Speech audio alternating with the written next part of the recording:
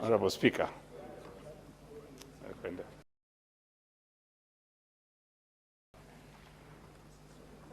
Do you have another statement, Senator Chute?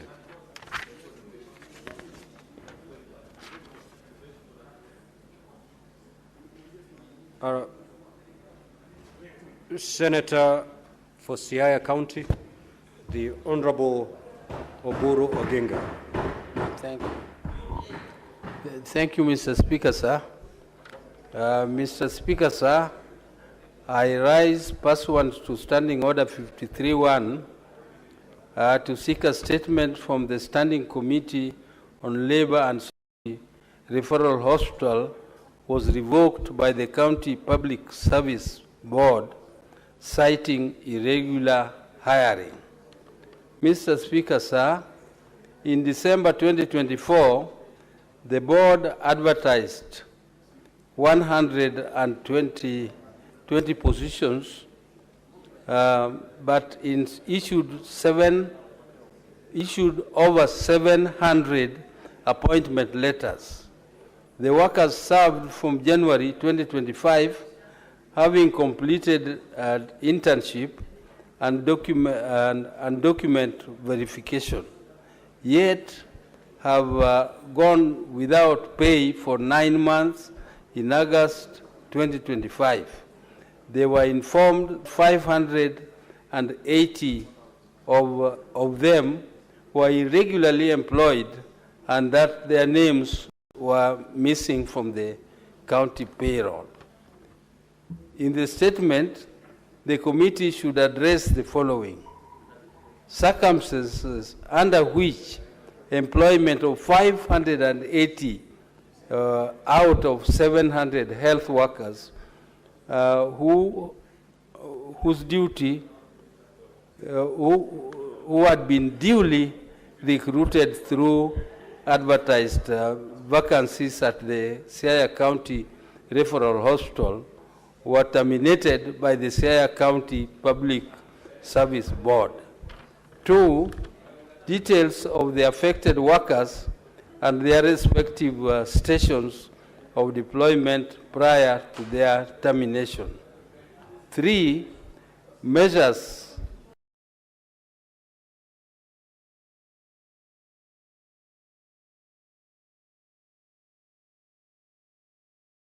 in place to regularize their employment. Consider engagement of workers for more than 3 months continuously is deemed to confer permanent employment status. 4, timelines within which the affected health workers will be compensated for the period they served, which was more than 9 months. Mr. Speaker, sir, I rest my case. Thank you.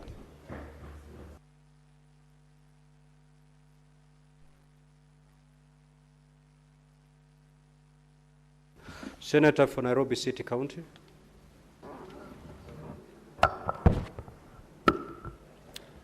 Thank you, Honorable Speaker. I rise pursuant to Standing Order 53-1 to seek a statement from the Standing Committee on National Security, Defense and Foreign Relations on a matter of national concern regarding deaths and injuries sustained by some members of the public during the public viewing of the late Right Honorable Raila Odinga's body at both the Moi International Sports Center, Kasarani, and the Nyayo National Stadium on 16th and 17th October, respectively. Mr. Speaker, the majority of these deaths arose from acts of police action against unarmed civilians and need urgent investigative and remedial action. A few others were occasioned by stampedes caused by the said police action. It is unfortunate, Honorable Speaker, that even after years of Right Honorable Odinga having to live under a cloud of state brutality and torture, his own funeral was turned into a theater of more brutality against unarmed citizens, leading to their unnecessary deaths. The silence over these deaths and the acts of police brutality has been characteristically loud, yet the families have been sent into double mourning for their own and that of the Right Honorable Odinga. In the statement, the committee should address the following. Number 1, the exact number of deaths and injuries arising from the events at both stadiums during the funeral ceremonies, detailing the cause of death in each case, and where police bullets were the cause, the progress of investigations to establish culpability for immediate prosecution. Secondly, measures in place to ensure that compensation for deaths and injuries from the 2 stated days will be extended to the families of the departed. I thank you, Honourable Speaker. There's a statement pursuant to Standing Order 52-1 by the Senator for Nairobi City County. Kindly proceed to read the approved version. First of all, thank you so much, Honourable Speaker, and for the indulgence, because as the House is aware, on the day when there was a special sitting to mourn the late Raila Odinga, I was not in the House because I was amongst those who had been tasked to travel to India to bring back his remains. And let me thank all the colleagues and the majority leaders especially who convened very quickly the House to mourn this great leader. Honourable Speaker, I rise pursuant to Standing Order 52-1 to make a statement of global concern, namely the sudden passing of the former Prime Minister of the Republic of Kenya and ODM party leader, the Right Honourable Raila Odinga, on Wednesday, 15th October 2025. The entire nation received the news with shock and dismay.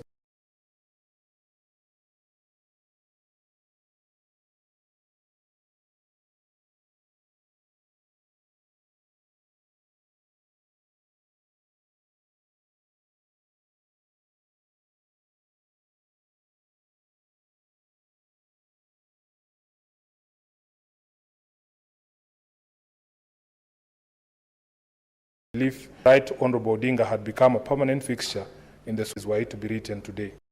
The sense of loss that we feel is both deeply personal and profoundly shocking.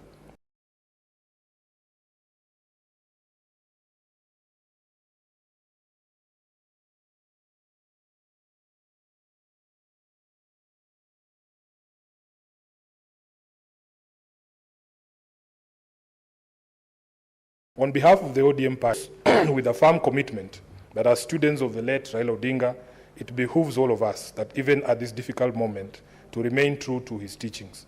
Mr. Speaker, allow me to acknowledge that the late Raila Odinga taught us everything: how to fight for justice and freedom, how to build bridges across ethnic and political divides, how to remain true to ideals and conviction, as well as how to sustain a big political movement in the face of constant adversarial pressure from political foes.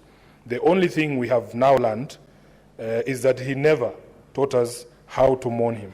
Admittedly, therefore, we may have fallen short of his standards and threshold during this mourning period, sometimes seeming to pull in different directions, while most often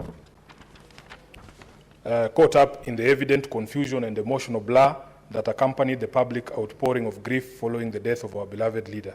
We take responsibility for any shortcomings from the leadership during this particular period.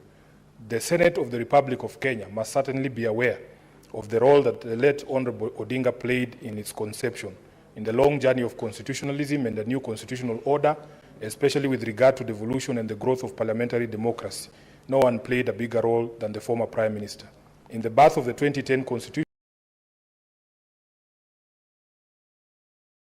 which was not without cause, for everyone acknowledged that his vision, foresight, and consistency brought towards a better constitution ensured we are all here today. Individually and collectively, we owe the departed Prime Minister a debt of gratitude. His place in the nation's history and in the world as a leading international statesman is guaranteed forever. Be that as it may, Mr. Speaker, this period has also opened our eyes to the sheer popularity that the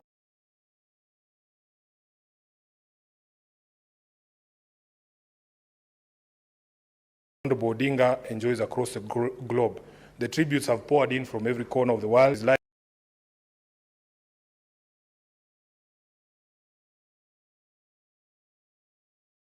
have been quite touching, some of them quite creative, like the clip of Tanzanian youth jumping into the sea while holding celebratory placards, or random travelers breaking into renditions of the late Odinga's favorite tune, Jamaican Farewell, by Harry Belafonte. The love has been heartwarming. Even though this has been the most difficult period of our collective lives, the love and support has been phenomenal. Mr. Speaker, may I also pay tribute to the greater Odinga family, led by Dr. Oburu Oginga, who's now our new acting party leader, and Mama Ida Odinga for the long years that they not only shared their son, their brother, their father and husband with the world, but became a pillar on which he found comfort and safety through very turbulent years of a thoroughly consequential political life. Because of them, the Raila Odinga phenomenon was made possible. We will always celebrate them and the sacrifices they have made on behalf of millions.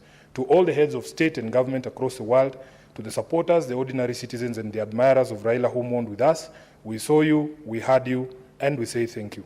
Mr. Speaker, the outpouring of grief since the death of our leader, manifested by the millions who turned up to bid him farewell, as well as the emotions and passion expressed by citizens so far, confirm what we have always known, that the Right Honorable Odinga was a people's living institution. Therefore, we stand on hallowed ground today when we mourn him.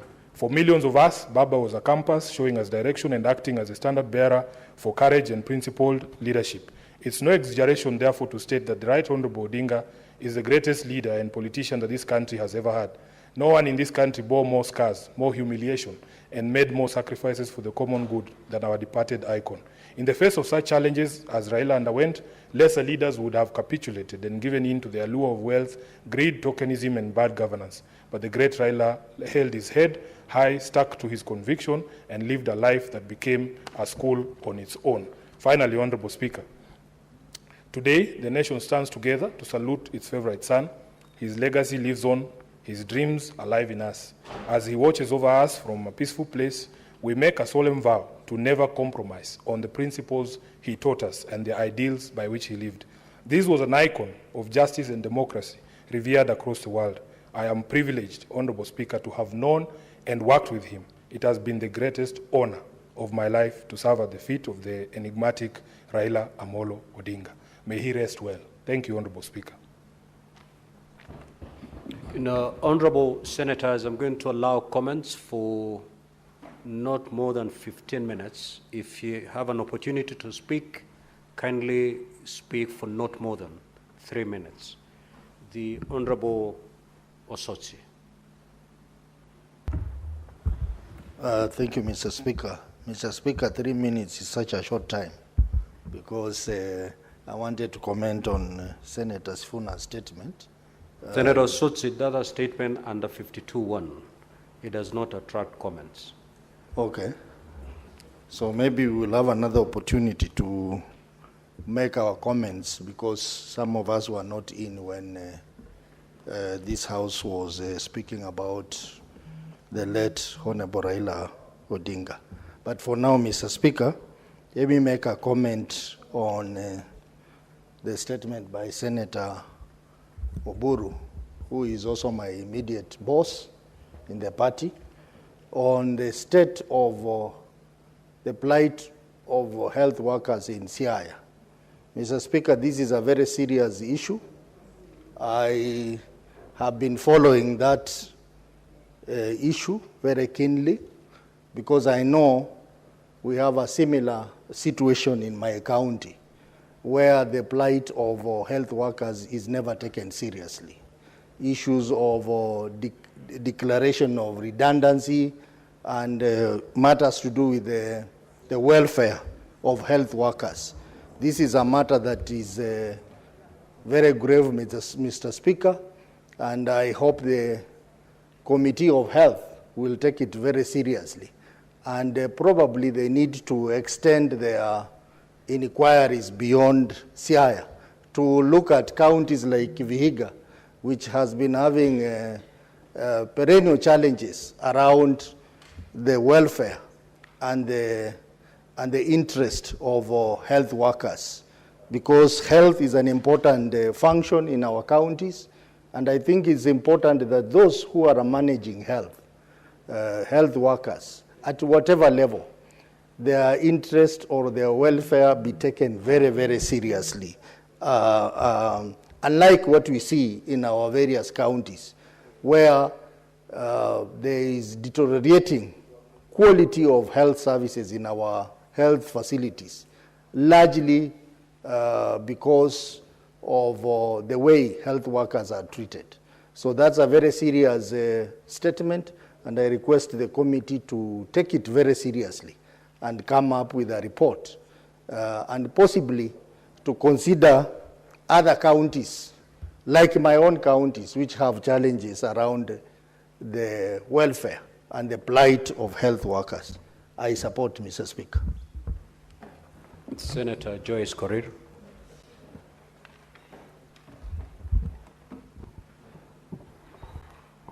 Yeah, thank you very much, Honorable Speaker, for giving me this chance. I would like to comment on the statement that has been read by the Honorable Sifuna on the passing on of Right Honorable Raila Odinga. Honorable Senator Joyce, you cannot do that. Okay. That's a statement that was done. It's a personal statement under Standing Order 52-1. It's okay, Honorable Speaker. We waited for that chance during that time, but we still look forward to maybe having time to really give our condolences. So this is very important hero who made a great legacy to this nation. Just pick any statement and comment on, and maybe before you comment, you can, in passing, say something on the passing of the Right Honorable Raila Odinga, but not necessarily tied on the personal statement by Senator for Nairobi City County. Senator for Kilifi County, Senator Stewart Mazayo.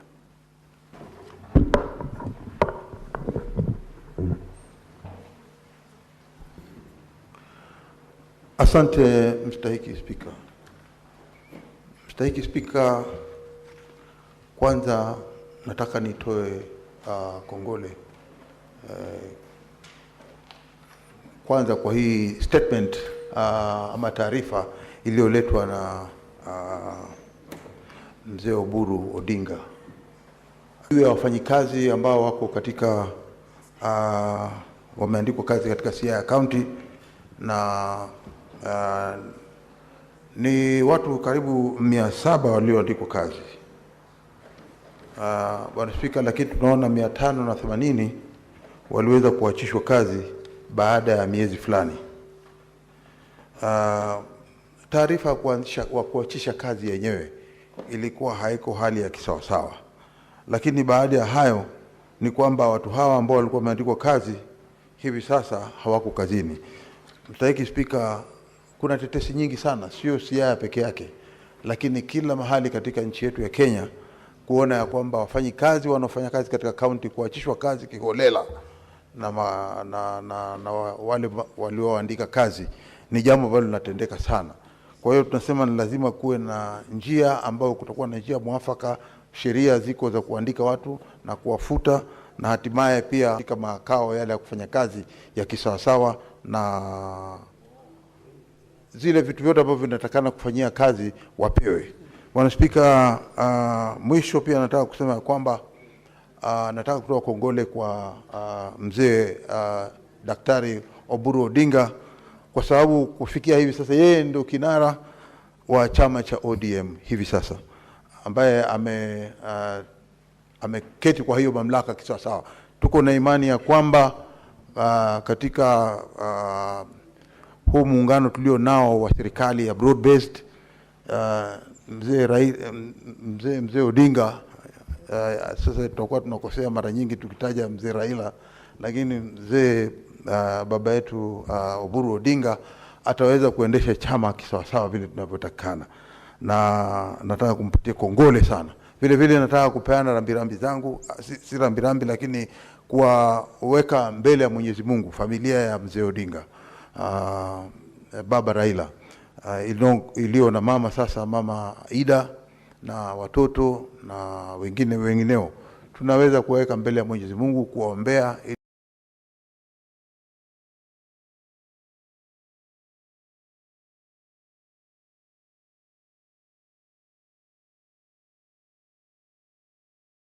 Mwenyezi Mungu awapatie faraja. One is, the Speaker, as I pass my deepest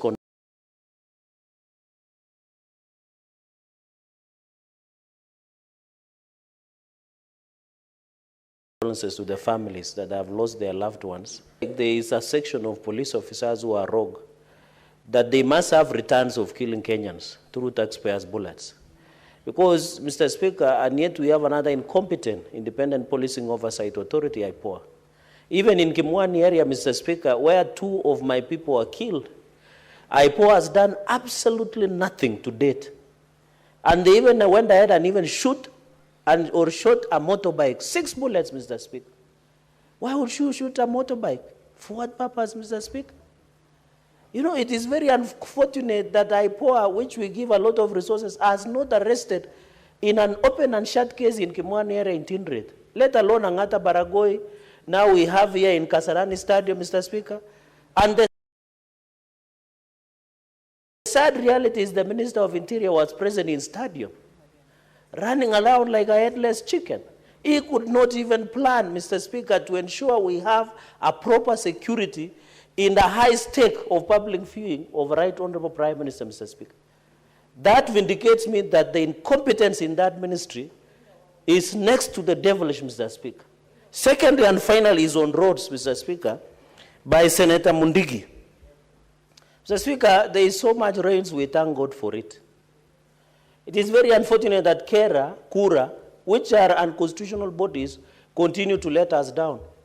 Mr. Speaker, for me, where I come from, Nandi, our roads are in sorry state. From the county roads called feeder, to the ones managed by Kera, to the ones managed by Kura.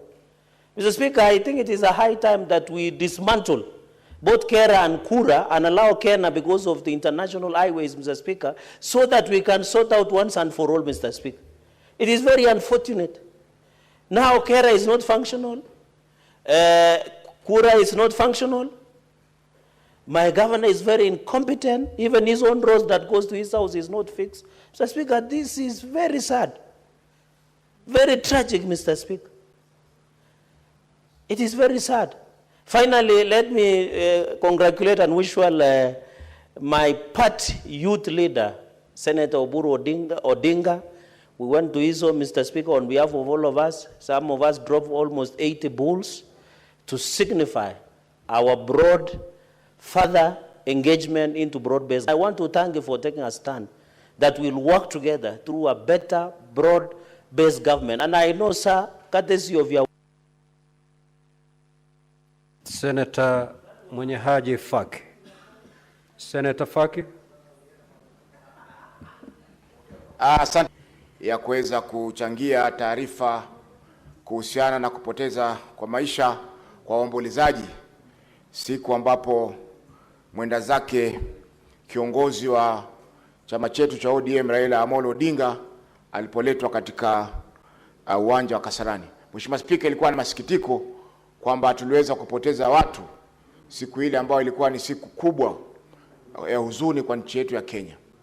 Mheshimiwa Spika, japokuwa hatuwezi kuwawekea kidole cha lawama polisi, lakini ni wazi kwamba walikuwa hawajakuwa tayari kuweza kukabiliana na ile siku ilivyokuwa imekuja kwa sababu ya mambo yalivyokuwa kwa siku hiyo. Mheshimiwa Spika, ikumbuke kwamba ilikuwa ni mambo ya ghafla, kwa hivyo sidhani kama walikuwa wameweza kujiandaa, lakini vyovyote vile ni kwamba tuliweza kupoteza watu katika hali ambazo si za kisawasawa kisheria. Mheshimiwa Spika, kwa hivyo ipo haja ya polisi wetu kupewa mafunzo ambayo yataweza kuwasaidia kukabiliana na mambo kama haya kwa siku za usoni, kwa sababu tumeona kwamba kuna mapungufu katika vile ambavyo waliweza kujipanga na kuweza kutekeleza ile shughuli ambayo ilikuwa pale.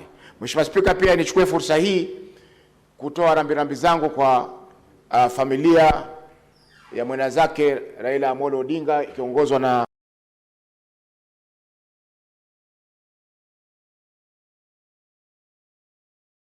Senator wa Siaya ndugu Daktari Oburu Odinga kwa pigo ambalo wameweza kulipata kumpoteza kiongozi ambaye ni kiongozi msifika Afrika nzima. Mheshimiwa Spika, mchango wake katika nchi hii utabakia katika nyoyo zetu kwa muda mrefu na siku nyingi ambazo Kenya itaendelea kuwa Kenya, kwa sababu alijitolea muhanga wakati ambapo wengi waliweza kuogopa kukabiliana na zile shida ambazo Kenya walikuwa nazo. Mheshimiwa Spika, vile vile nampa kongole Daktari Oburu Odinga kwa kutawazwa rasmi kama kiongozi wa chama cha ODM, na sisi kama viongozi wenzake katika bunge hili la Senate tutamsaidia kwa njia zozote zile kuhakikisha kwamba kazi ile inakuwa rahisi na anaweza kuongoza chama hichi katika kufikia kilele zaidi kuliko vile ambavyo kimekuwa kwa sasa. Na mwisho pia nachukua fursa hii kupeleka rambirambi zangu kwa Mama Ida na familia yote ya mwenda zake Raila Odinga kwa pigo ambalo ameweza lipata kwa kumpoteza kiongozi mkubwa kama huyo. Asante Mheshimiwa Spika kwa kunipa fursa hii. Senator Veronica. Thank you, Honorable Speaker, for the opportunity to support the statement that has been brought to this House by our colleague, Senator Oburu Odinga, and to congratulate you on the new role that you've been given to head the party. If it was 2 years ago, before I was retired from being Secretary General of the UDA, I would have been in the league of inviting you for tea so that we can exchange notes on how to manage the leading political parties in Kenya. But now that I'm retired on that role, on the sidelines of the Senate lounge, we will discuss how you can manage some of your members, especially the ones who are energetic, like the Secretary General, so that you can keep the moderate, you can have the moderate style that we are used to you during Senate proceedings. So we congratulate you and we support you. You have our full support. The likes of Senator Mungatana, Senator Bugwa here can help you team Senator Sifuna so that he aligns with the broad-based arrangement that we have with the UDA. Honorable Speaker, I wanted to support the statement that he brought to the floor of this House because the hospitals are being mismanaged and the health workers are really being mismanaged. And that is not an isolated incident in Siaya County. It is very sad to see hospitals like in Murang'a County.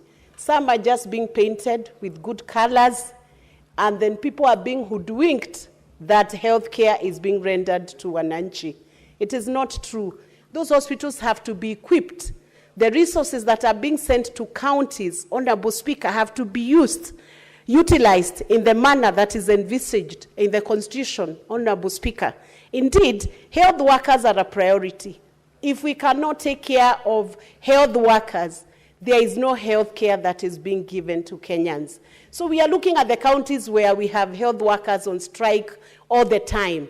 And I'm looking at Kiambu County. It was a big shame to read the number of infants who have died in Kiambu County hospitals on account of health workers being on strike. It was even more shameful for Kiambu County to respond and say that it's not 150 infants who have died, to respond and say that it's about 68 or 86. In this day and time, how can we lose an infant or a mother during childbirth? Even in jurisdictions which are not very developed, we no longer lose mothers during childbirth. So counties need to take health care, they need to take health workers on a more serious note so that the basic service that should be rendered to people to ensure that their lives are dignified. Senator Kajwang.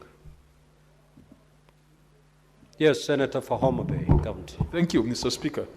Mr. Speaker, as we resume our sittings from the recess, first of all, I'd like to join the House in expressing condolences on the passing on of our leader. All of us are affected. I am personally affected. And I know that all of us, many of us here, are graduates of the Raila Odinga School of Leadership. This House is what it is because of Raila Odinga. And Mr. Speaker, I want to urge that the last address that Raila Odinga made in this chamber, perhaps that could be publicized, because I would call it a manifesto on how to run this country. He spoke about everything. He spoke about evolution. He spoke about the Constitution.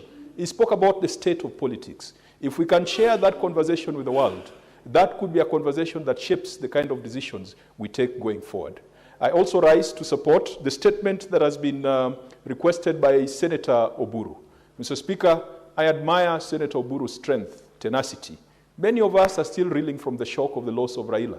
Many of us who perhaps are not related to him by blood.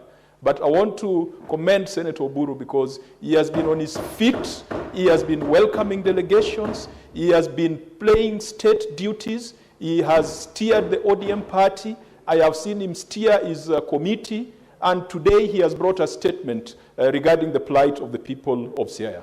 Mr. Speaker, if there is one thing that Raila was passionate about, was the success of devolution.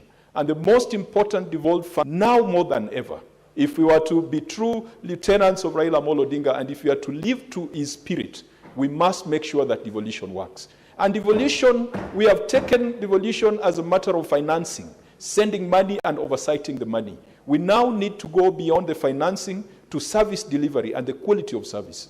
Mr. Speaker, it is disheartening that in a situation like the one illustrated by Senator Oburu, you find counties are increasing their wage bill to percentages and levels that go beyond the PFM Act. But though, Mr. Speaker, if a county was to recruit health workers who are concerned with service delivery, ECD workers, agriculture extension officers, that is better than some counties that are employing people that we usually call sanguenas, whose job is to move around, making sure that the dais and the seat of the governor and the carpet of the governor has been cleaned. So I hope that the relevant committee will look into this matter and ensure that we provide proper guidance. There is nothing wrong with counties employing health workers. And Raila Odinga rejected the proposal that came from centrists that health workers should be recruited from Nairobi.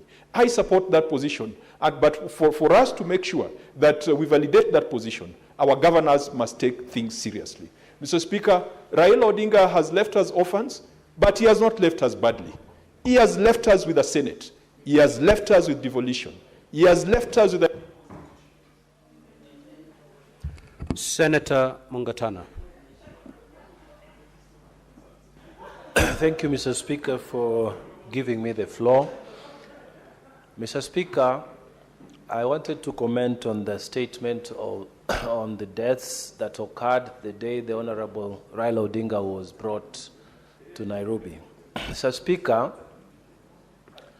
there are allegations that some of the people who lost their lives there lost their lives as a result of direct ineptitude from the police and misuse of firearms. Mr. Speaker, I want to join with colleagues who say something needs to be done about the training of police officers in the use of firearms.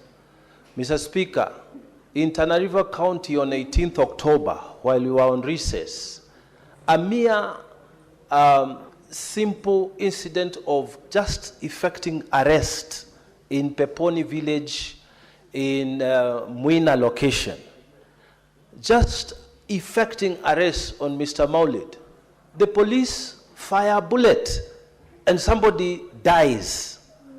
I mean, you are two officers and you have gone to arrest. Why would someone die under such circumstances and a bullet is found there? Mr. Speaker, there is a problem. Our police officers are handling firearms and something needs to be done. I want to take the floor also to say the DCI must act quickly on that particular case in Muina. And the IPOA must also do something quickly, because the people of Tana River are also asking the question, what is happening to our police officers? How can you kill someone when you have set out to just effect an arrest? How do you do that, Mr. Speaker? So, Mr. Speaker, I want to join with those who say something needs to be done about police officers and how they are mishandling firearms. I thank you, Mr. Speaker. Senator Olekena. Thank you, Mr. Speaker. Mr. Speaker, I rise to contribute on this statement by the youth leader, the now acting chairperson, party leader of my party. Mr. Speaker, this statement is quite troubling in the sense that we as representatives here expect to make it easy for people who go to school to be employed. But we find ourselves in a situation where our parents have sold everything, their cows, they sell their land, so that they can send young people to be able to go and learn on how to become doctors. Then a county government employs them, but not really employs them, absorbs them as interns, 580 of them. And then after some time, they are told you've been employed, you've worked without being paid anything. Now you can go out there. Why should we then be pushing for people to go to school? Yet once they graduate from school, they don't get any jobs. Mr. Speaker, this is a statement that should make us think. The distinguished senator from Siaya has really awoken a spirit in me that says that we have to figure out whether we maintain counties as just employment hubs or whether we now figure out on where to get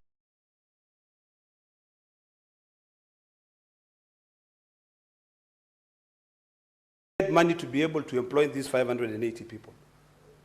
And this comes down to the budget of this country. Mr. Speaker, what I would like the Labour Committee to also investigate when they are looking at this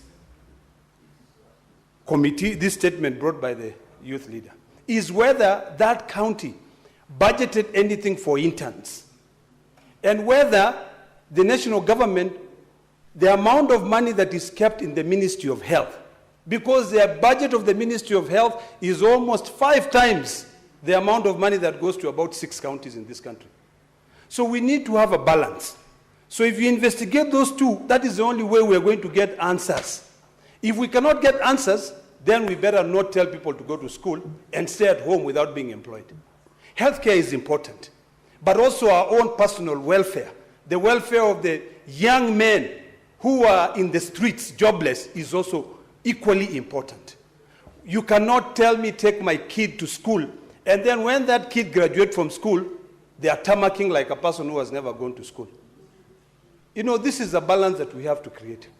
So, Mr. Speaker, I support this statement.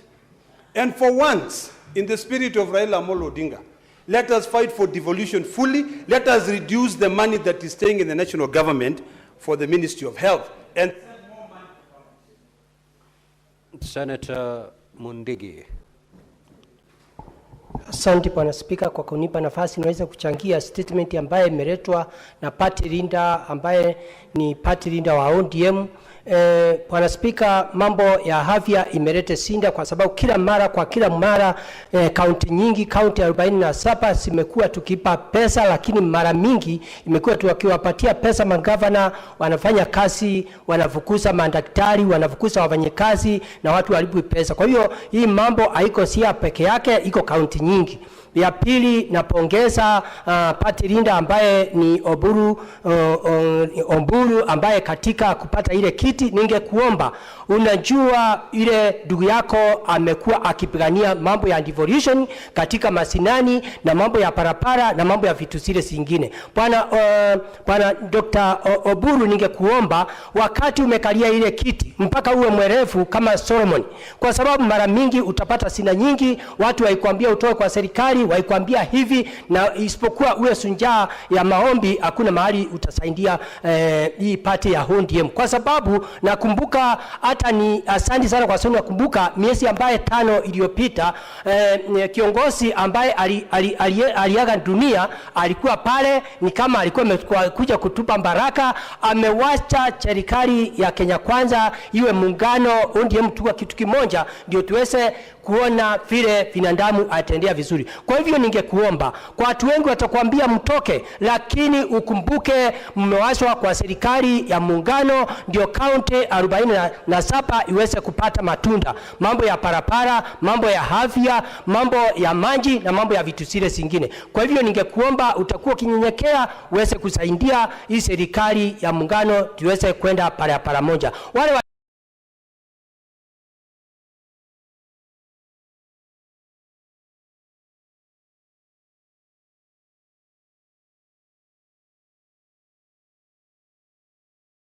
And the Public Appointments County Assemblies Approval Act and for connected purposes.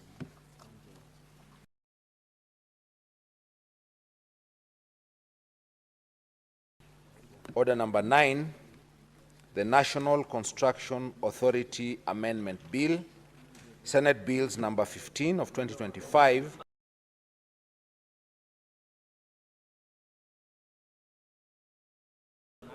first reading. A bill for an act and for connected purposes. Order number 10, the Agriculture Produce Minimum Guaranteed Returns Bill, Senate Bills number 17 of 2025, first reading. A bill for an act of parliament to support agriculture production by providing a framework for ensuring minimum guaranteed returns in counties and for connected purposes.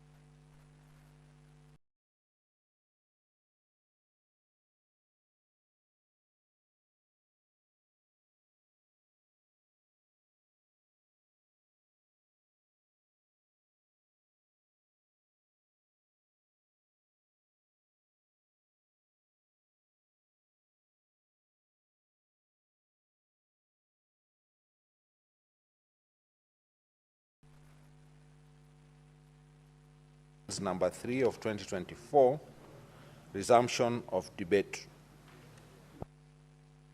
Now, when debate was interrupted on Wednesday, 8th of October 2025, the senator for Nairobi City County was on the floor and you had 15 minutes.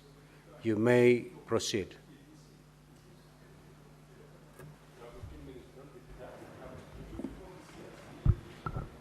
Yeah, Honorable Speaker, I remember that debate that was happening in Busia. I wish to forfeit my remaining time because I think the points that I wanted to make on that particular bill had been made. Thank you, Honorable Speaker. Senator Aaron Cheriot, the Senate Majority Leader.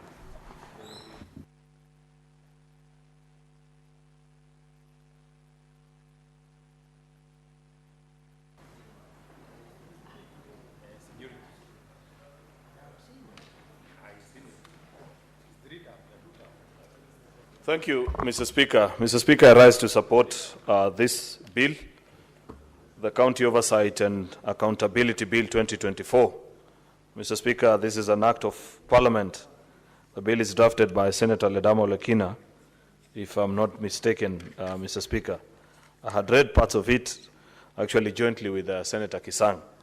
I had read the objects, actually, Mr. Speaker, of the bill, and I found the memorandum quite interesting. If you read, Mr. Speaker, it says that this bill provides for us a legal framework for effective oversight of county governments by the Senate. And I'd wish that the long-serving, I'm not sure if it is suffering, but serving, chairman of the County Public Accounts Committee, Senator Moses Kajwang, can listen, because I'll say a few things about oversight responsibility on individual counties and why I feel that perhaps there is need for a change in approach, Mr. Speaker, on how we carry out that particular mandate. But I congratulate these two colleagues of mine who have taken time to read the 2010 Constitution and appreciate, Mr. Speaker, that as a Senate we've been tasked with the responsibility of oversighting national revenue that is allocated to county governments. Moreover, under the concept of devolution and principles of public finance,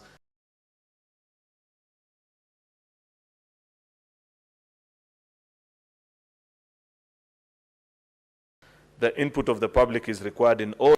This bill provides a mechanism on how to oversight over county budgets and therefore gives effect to the powers of our founding constitutional article, Mr. Speaker, which is Article 96 of our Constitution, 174 and 201 as well. The three most distinct and prideful placed constitutional articles to us as senators, Mr. Speaker. Therefore, this bill handles preliminary matters, which includes the guiding principle that guides senatorial oversight. Mr. Speaker, there have been debates in this House. If you read the records of this House over the years, Senator Madzayo, who's one of the longest-serving colleagues in this House, Mr. Speaker, will tell you that positions have shifted and members are prevaricated depending on the position that I hold. There are governors that I watch nowadays, Mr. Speaker, and hear their thoughts about the Senate and its duties. And I recall the things I used to hear them say on this floor when they were senators, Mr. Speaker. There are also equally senators that I hear on this floor, Mr. Speaker, because we've now gone full circle, Mr. Speaker. I think all that is left now, Mr. Speaker, is for a senator to be an MCA. Otherwise, though actually, if you, that has happened actually, Mr. Speaker, because I've remembered our departed colleague, Senator Godlive Omondi, who served with us in this House, but went ahead to serve in the subsequent session as a member of the County Assembly in Vihiga County, elected on the ODM party. Therefore, Mr. Speaker, we have all gone full circle. We have senators who've served as MCAs, MCAs who've gone ahead to serve as governors, governors who've been senators, and who previously served as senators, Mr. Speaker. And therefore, the point that I was trying to make, Mr. Speaker, is that we need not vary our positions on this issue of Senate oversight, depending on where we presently serve. That has been the tragedy of devolution.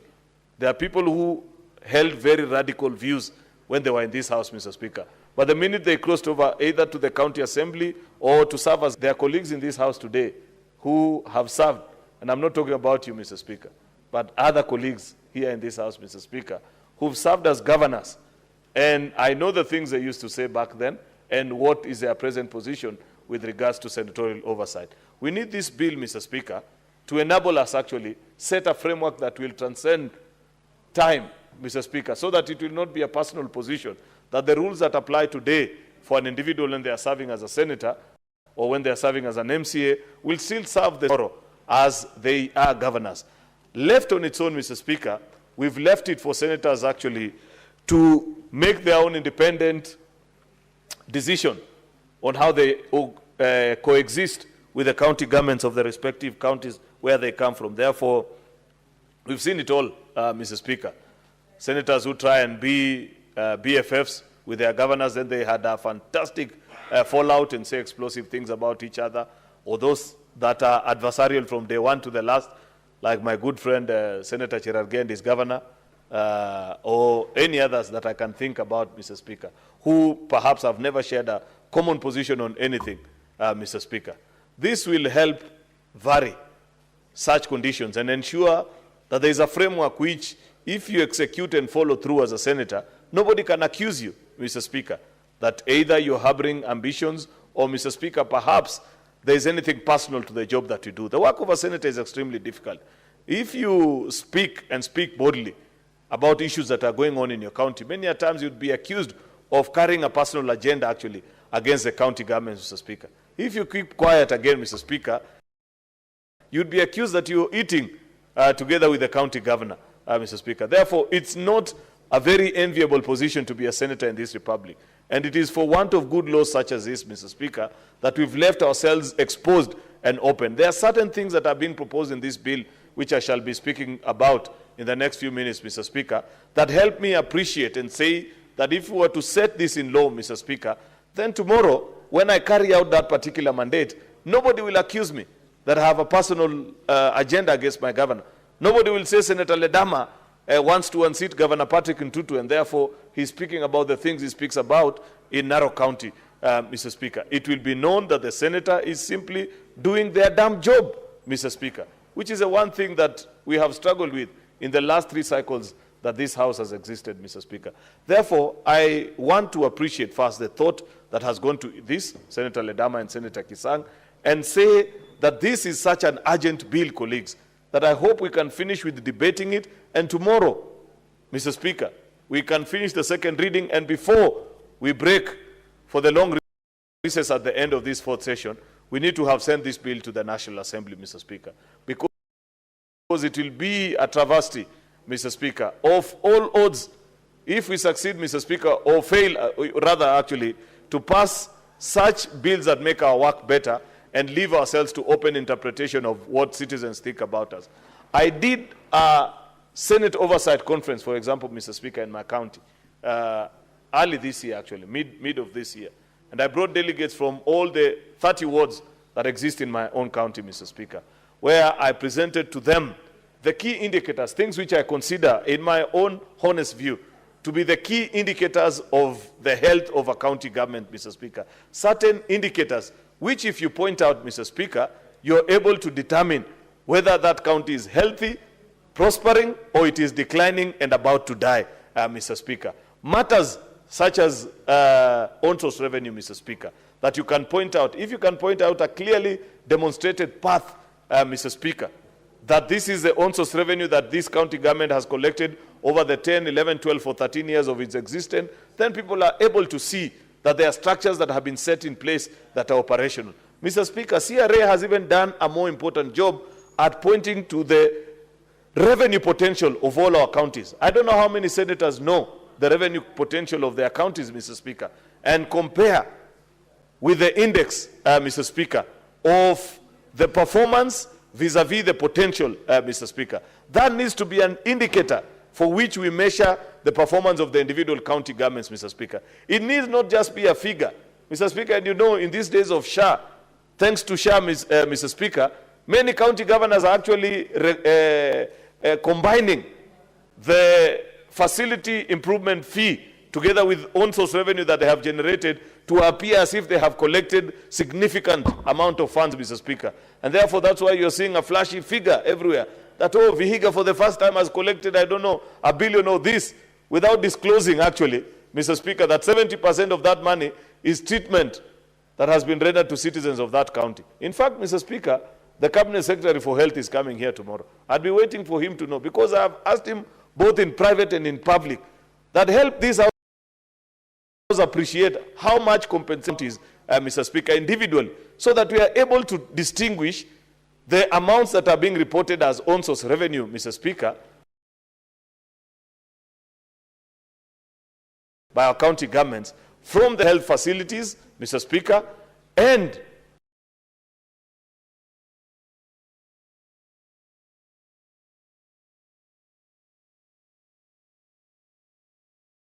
those that are being collected from other sources. There is nothing wrong in a county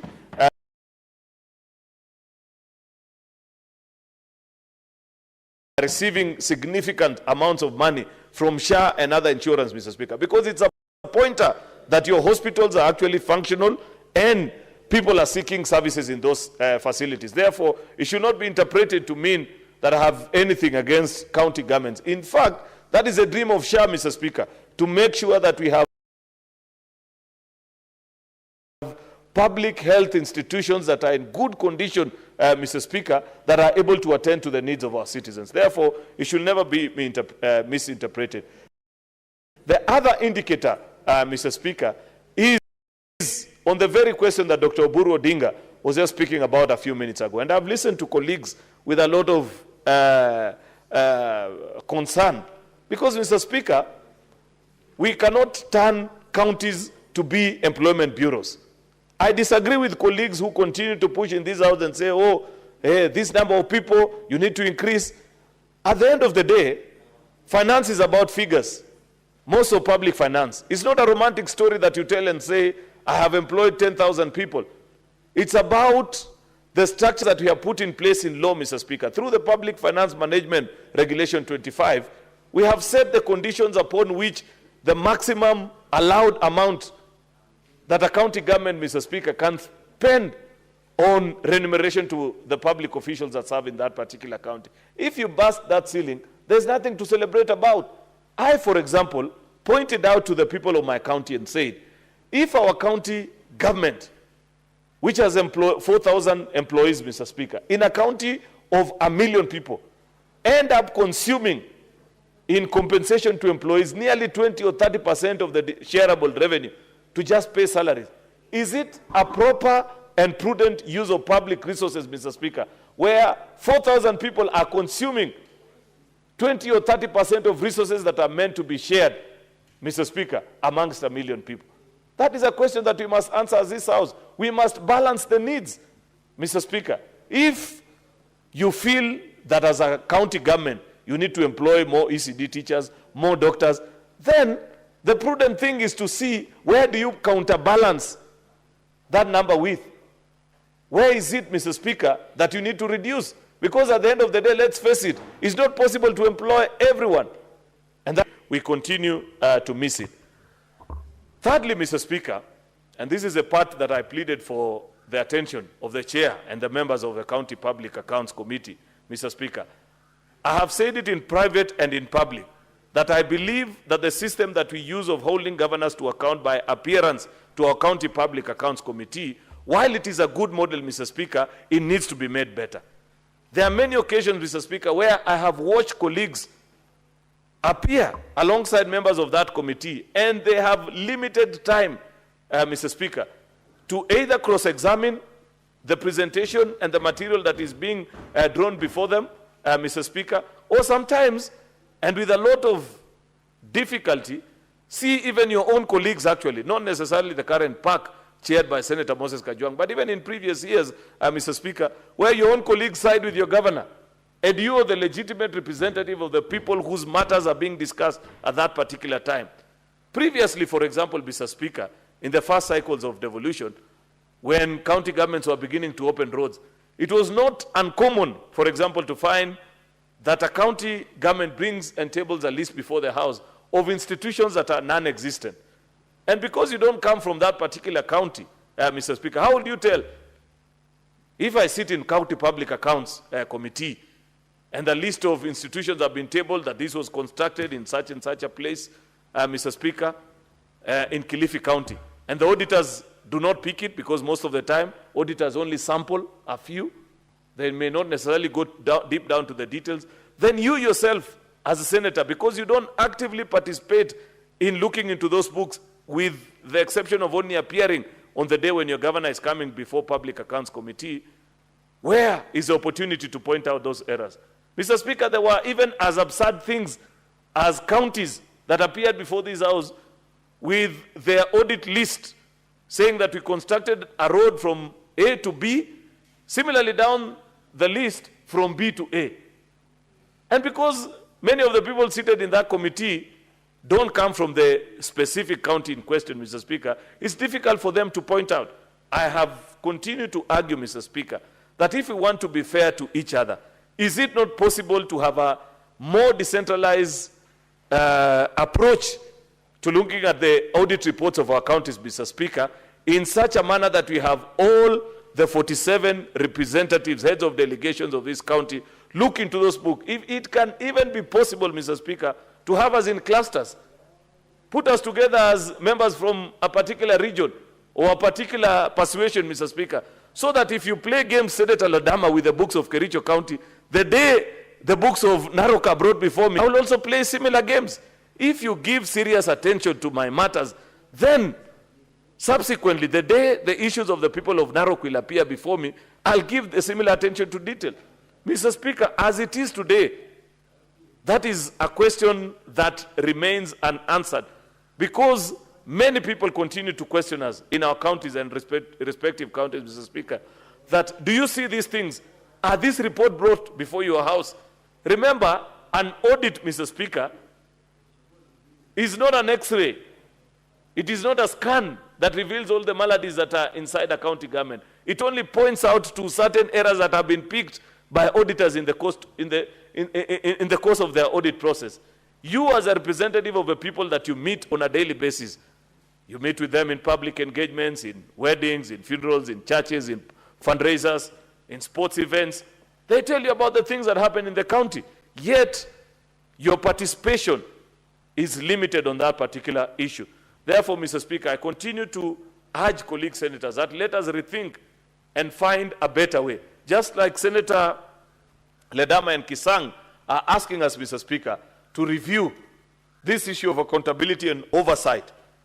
I believe at the third reading of this bill, Senator Ledama, it is possible to propose an amendment on how that can be better done, either in statute or if we find that to be too intrusive, because we don't want to legislate technical issues of how the House operates, then let's have a review of our standing orders, if members are colleagues, unless it works differently for you, colleagues. But that's just how I see things in this particular issue, Mr. Speaker. Mr. Speaker, there is a proposal for public participation facilities. You know, this issue of public participation, we are the ones actually who've cornered ourselves as legislators. Yes, constitutionally, all matters that involve the public, we are supposed to give guidance and listen to what the people say. But it was not an open, blank check that on every matter. You know the absurdity about the country that we live here today, Mr. Speaker. Even on matters where people have spoken sometimes through their representatives, like the way we do, we carry out public participation on almost all bills that we transact. But any idler out there, Mr. Speaker, who rushes to court and claims that, oh, there wasn't sufficient public participation, you find that they are granted stay orders. And you're told, oh, that bill can wait. In fact, Mr. Speaker, I don't know whether that gathering that used to exist, because I remember of it, between the executive, the judiciary, and the legislature still exists. Because there are certain things that you must demand of the Chief Justice, Martha Koome. You cannot tell me, Mr. Speaker, that the representatives of the people gathered in both houses of parliament go through all the rigorous challenges of coming up with a legislation, pass it, it is taken to the president, assented, then somehow an individual seated pretty in Kirinyaga goes ahead and stays a section of that law for the next 4 or 5 years. And sometimes it is on matters very critical to the people. When we passed, for example, the T-bill in 2020 this year, it took 5 years for the High Court to make a determination. The people that were benefiting illegally from cess that is charged to our tea farmers, Mr. Speaker, went and procured a court order. And for 5 years, despite the fact that the people of Kenya had spoken through their representative speaker, they stayed provisions of that law for a good 5 years. You must look the Chief Justice straight in the eye and tell her that even the judiciary have their own checks and balances. We may not determine for them how they do their work, Mr. Speaker, that they are neutral arbiters to this conflict, but the threshold surely needs to be raised. If you feel that certain constitutional provisions have been violated, give yourself sufficient time, because these are heavy matters of public interest. Parliament does not act on its own. You cannot tell me that Parliament, an institution of equal standing before our Constitution. Constitutionally speaking, Mr. Speaker, no arm of government is greater than the other. You cannot say the executive is greater than the judiciary or judiciary is greater than Parliament. Once a matter has been treated and has gone through all the procedures of one arm of government, the judicial restraint, Mr. Speaker, must be exercised when looking on those particular matters. It cannot be, Mr. Speaker, that it is easier to procure and just ensure that you have a stay order against a certain provision of law that exists in perpetuity, 4 years, 5 years, 3 years. I wish, Mr. Speaker, number one, and the most absurd thing about these orders is that they are issued ex parte. Parliament doesn't even know that somebody has raised a complaint. Some of the issues that are being canvassed in those rulings have been canvassed, for example, in courts of similar standing, Mr. Speaker. Case in point, the cybersecurity law last week. You remember what happened in 2019.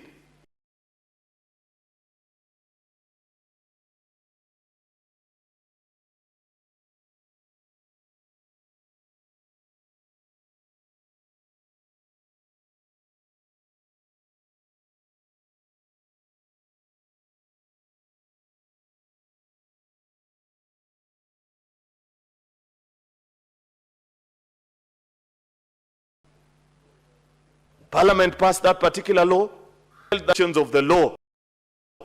What is the standard upon which, Mr. Speaker, a court of law can stay provisions of law that have gone through a parliamentary process, and for how long, Mr. Speaker? Because two things are important. One, determination on at what level. Two, to what period of time. If you are staying it for 30 days, Mr. Speaker, and you're saying there's a risk that certain people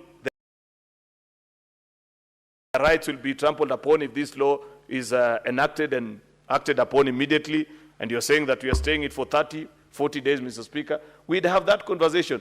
But the practice nowadays, Mr. Speaker, is that people know, because these orders are issued ex parte, and many of them, because Parliament itself has no pecuniary interest other than public interest, Mr. Speaker, even how we process, Mr. Speaker, our appeal to those positions, it takes longer than usual. I don't want to spend a lot of time on that particular matter, because it was not the main reason why I rose to speak about this bill. But Senator Ledama, on this issue of public participation, my honest view is that we would better handle the public participation elements of oversight and accountability bill, but through a bill that is, I think, before the National Assembly currently. And I have seen, because I want to believe that the Speaker consented that that bill actually must come here. We tried last term, we never succeeded, but because we are the adults in the room most of the time, if our colleagues in the other house conclude on that particular bill and send it, I believe that the country actually deserves a law on public participation. I know many times, including even in the last decision of the Senate versus the National Assembly in the Supreme Court, Parliament has been fingered actually and asked that, can you consider passing this legislation so that the House, so that we are not accused actually of leaving out members of the Republic in considering the matters that come before us. Mr. Speaker, that's all that I wish to say about this particular bill, the two things that I feel need to be considered specially.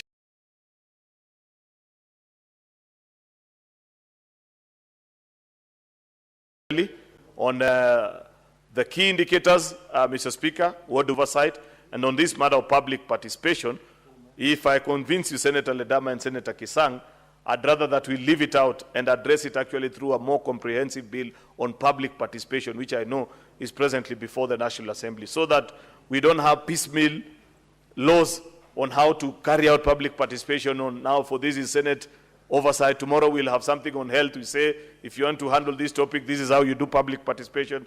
To me, the neater thing to do is to have a standalone law on public participation, especially on items that are before us as Parliament. Thank you, Mr. Speaker. Senator Moses Kajwang. Mr. Speaker, I rise to support the County Oversight and Accountability Bill that has been co-sponsored by Senator Ledama Olekina and Senator Kisang. Mr. Speaker, this is not the first time this House is processing this bill. This could be the third time that this House is seized of this particular bill. I do recall in the last Parliament, when I chaired the Devolution Committee, my committee wrote a report on this particular bill, brought the report to the House debated the bill, and the House approved the bill and sent it to the National Assembly, only for it to die in the National Assembly. Mr. Speaker, we sought to find out the reasons why the National Assembly killed the bill. It appears that the bill was not even read a first time, because we didn't get any feedback on what the National Assembly found to be offensive about this particular bill. Mr. Speaker, in line with the earlier communication by the Speaker when the House sat, with regards to processing business of the House before committees and in plenary, we must also have a conversation with our brothers in the other House. A good number of senators here have sponsored private bills, but those bills feature nowhere in the order paper and in the schedule of the National Assembly. Mr. Speaker, it's very painful for a member to go through the motions, to engage researchers, to engage policy experts, and then come up with a legislative proposal, and then this House spends quality time to debate that bill, and then it goes to the other House and disappears in the cracks without it even being subjected to debate or being tested through public participation. Mr. Speaker, I say so because personally, I brought two bills to this House at the very, very early stages when this 13th Parliament started. I brought the County Boundaries Bill, which was part of the bills that were required under the NADCO process. Mr. Speaker, the County Boundaries Bill, again, almost, I think this is the third time that we are trying to pass it. And we know that the Constitution requires Parliament to enact legislation to give effect to that particular article that relates to alteration or matters of boundary disputes. In Vihiga, Mr. Speaker, there has been a long-standing dispute between Vihiga County and Kisumu County over the status of Maseno and over where the borders should lie. Mr. Speaker, very soon you might hear that there have been some conflict that has flared up in some borders. I'm very happy that the conflict that was there between Kericho County and Kisumu County, the elders found a way of working things together. However, Mr. Speaker, we cannot build a future, we cannot build a country just on intentions. We must be deliberate in institutionalizing things, and that's why the County Boundaries Bill was important. Unfortunately, Mr. Speaker, there is no clarity on how far the other house has gone in processing that bill. The same case applies to my county vocational training and education bill. Mr. Speaker, you know that vocational training, village polytechnics have been devolved to county governments, but we are still using a TVET Act that looks at things from a Nairobi perspective. I am using these examples to illustrate that we need better synergies between the two houses. Mr. Speaker, we need, even those of us who are leaders of our respective parties, in our parliamentary group meetings, the conversations we should have should be around seamless interface, seamless relay of bills from one house to the other. Otherwise, the two houses will start looking like they are political formations. And yet, we are institutions in the Constitution that are supposed to work together to ensure that our people get the best service. Mr. Speaker, I do hope that when this House passes this bill, perhaps for the third or the fourth time, the National Assembly will take it seriously so that it can be processed to its logical conclusion. When Senator Ledama started talking about this bill, Mr. Speaker, I do recall we were with him in the Public Accounts Committee in the last Parliament. And it was challenges around this post-mortem oversight that I believe drove the intention to come up with this piece of legislation. And I do take kindly the contribution made by the majority leader. And I'm going to speak to them not in a manner of rebutting, but in a manner of debating so that we can, engage and extend our thoughts. And I believe that we can find something better. It was clear that the mechanisms of parliamentary systems and practices that we had borrowed from were all post-mortem. They were all, we were morticians. And that seems to be parliamentary practice, Mr. Speaker, that generally certain accountability committees of parliament act in a post-mortem, in a mortician manner. And the question has been, how can we change our procedures so that parliament is more of a physician coming in proactively rather than a mortician coming in when the body is dead? And so, Mr. Speaker, this House toyed with a number of initiatives to ensure that senators individually and collectively had the resources, had the power, and had the statutory, power to go out and carry oversight. Mr. Speaker, part of the earlier interventions, I do recall the then Senator Kiraitu Murungi, the senator for Meru at that time, made a proposal that why don't we make an amendment to the Parliamentary Service Commission Act so that we can have subcommittees of the Parliamentary Service Commission, one that looks at matters and interests of the Senate, and another one that looks at matters and interests of the National Assembly. Unfortunately, Mr. Speaker, that proposal did not see the light of day. We went ahead and attempted to come up with regulations under the PFM Act to ensure that there was some support, there was some allocation for senators to carry out proactive oversight. The argument then, Mr. Speaker, was that when you employ somebody to deliver a duty, you have an obligation to provide them with the tools of trade. You cannot employ a teacher, expect the teacher to teach your children, and expect the same teacher to buy the chalk that they're going to use to teach those children. And so that was the argument that over a long period of time gave rise to the Senate Oversight Fund. Mr. Speaker, I want to congratulate our colleagues who sit in the Parliamentary Service Commission and the leadership of this House that ultimately, even though the figures are not sufficient, but ultimately we now have certain resources that can enable senators to carry out proactive oversight. What I want to request Senator Ledama and Senator Kisang is that the oversight fund and arrangements came after you had thought through this piece of legislation. Is there a way you can tie the current reality to your original intentions so that as much as this is an oversight and accountability bill, it ties neatly with the oversight arrangements that currently exist in the Senate? I think that is something that can be done, and amendments can be proposed at the next stage of reading. Mr. Speaker, another contentious matter in this bill that we have looked at previously is a proposal that every county should, when this matter came before my committee and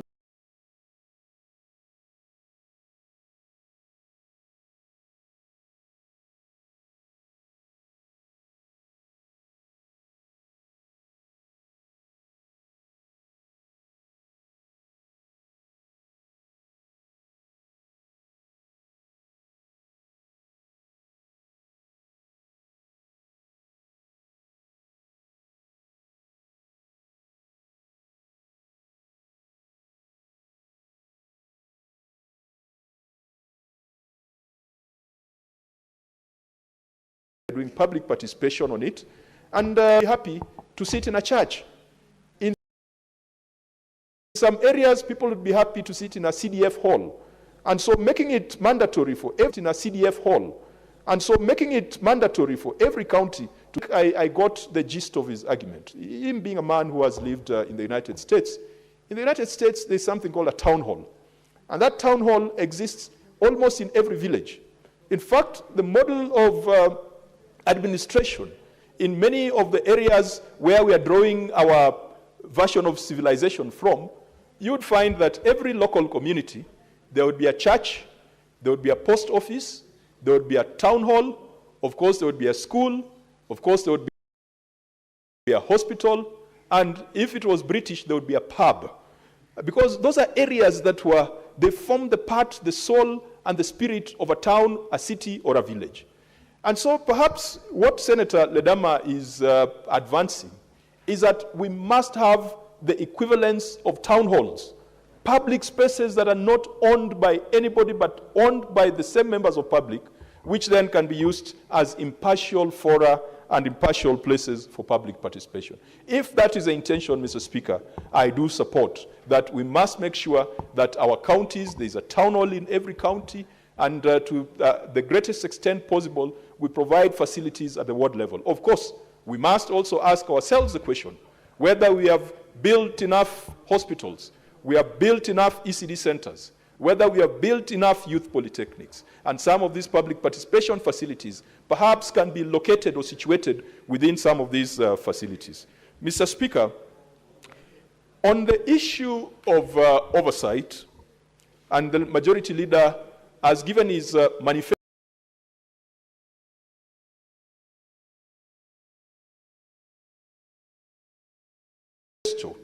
on how it ought to look like.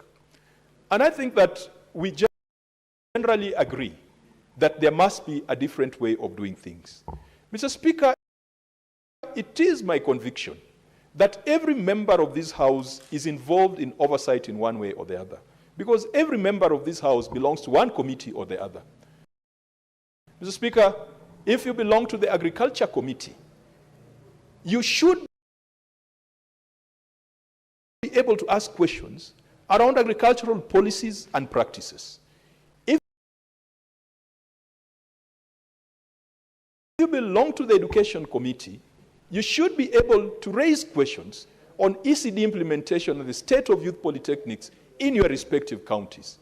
If you belong to the Roads Committee and all the other committees. So, Mr. Speaker, it is not only the public accounts and the public investment committees that carry out oversight. In fact, Mr. Speaker, our mandate is extremely limited because our mandate is post-mortem. And it is not post-mortem by standing order. It is post-mortem by constitution, by Public Audit Act, by parliamentary practice and parliamentary tradition. I want to challenge the chairs of the other committees in this House. Please do not be afraid. I have seen committees like the Roads Committee demanding accountability on utilization of the Roads Maintenance Levy Fund. We did that in the last parliament, and governors ran to court to stop us. I have seen the Education Committee ask questions around the state of ECD centers. I have seen all the other committees. When we're in the Agriculture Committee with Senator Murango, we used to consistently and regularly ask questions about implementation of county government policies. So we must look at all of us collectively as overseers of affairs and practices and operations in county governments.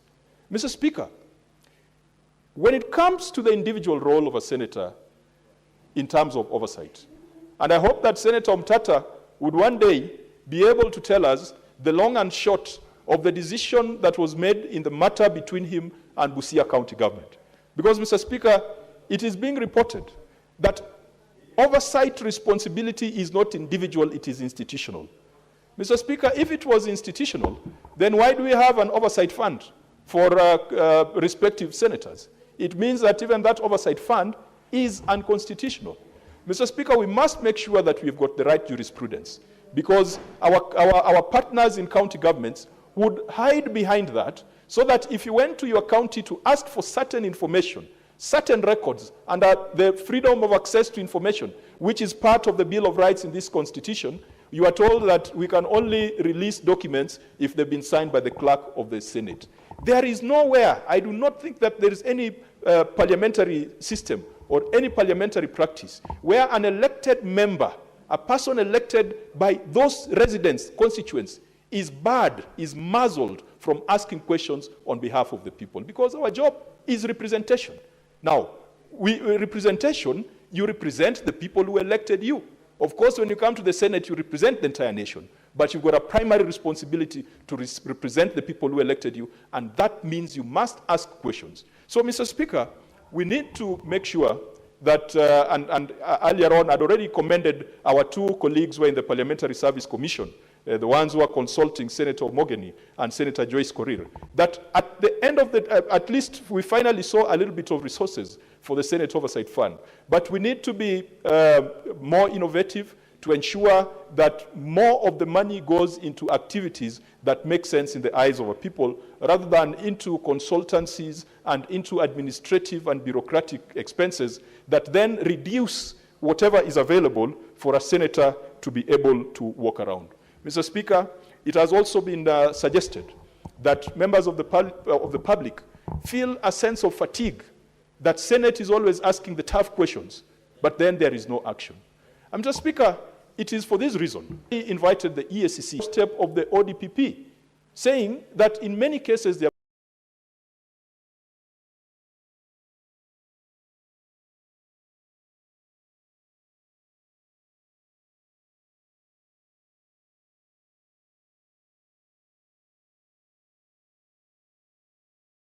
that in many cases they have made recommendations, they have done investigations and handed over the files to the ODPP for prosecution, and the ODPP has invoked their constitutional power and decided not to pursue prosecution of cases. And in some cases, Mr. Speaker, the ODPP initiates prosecution and along the way drops prosecution, does annul prosecution, and you see the Constitution gives them that power. However, Mr. Speaker, we were informed by Senior Counsel Okongo Mogeni that under the ODPP Act, Parliament has the power to demand a report on any matter from the Office of the Director of Public Prosecution.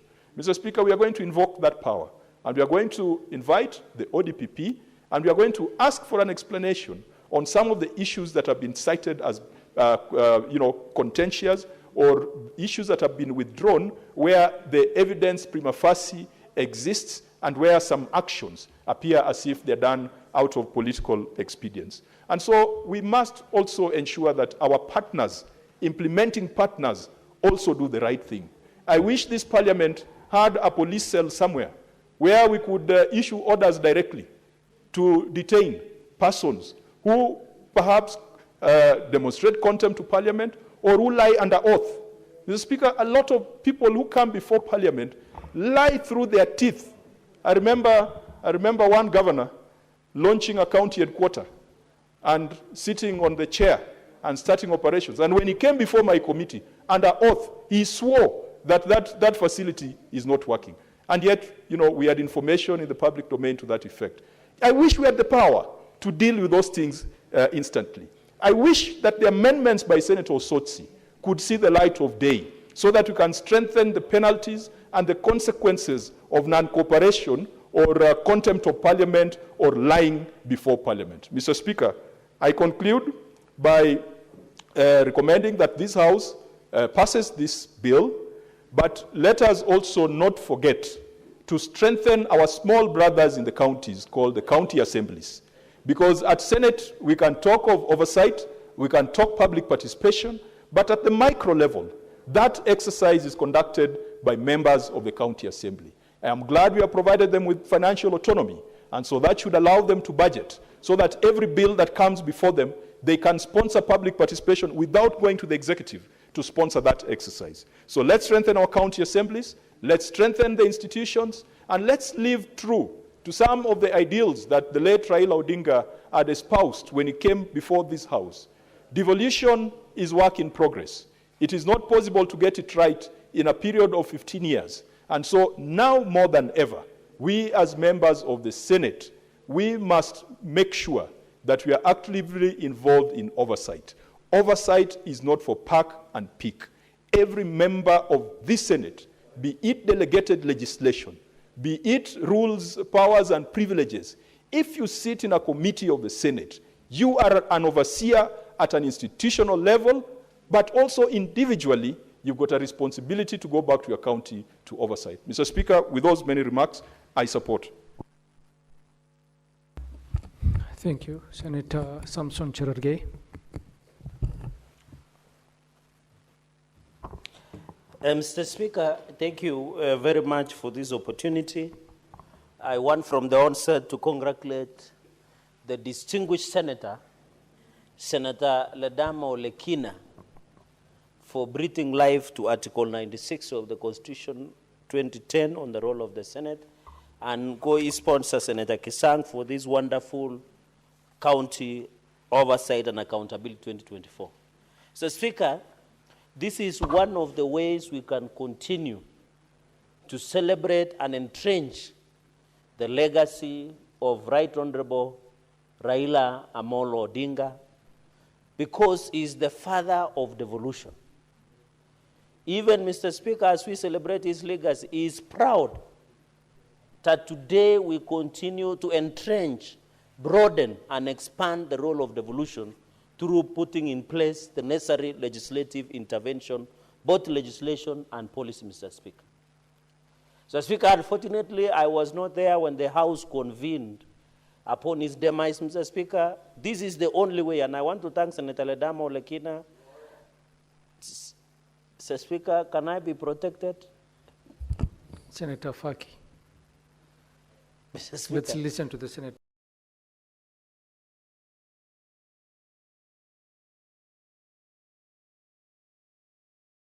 In silence.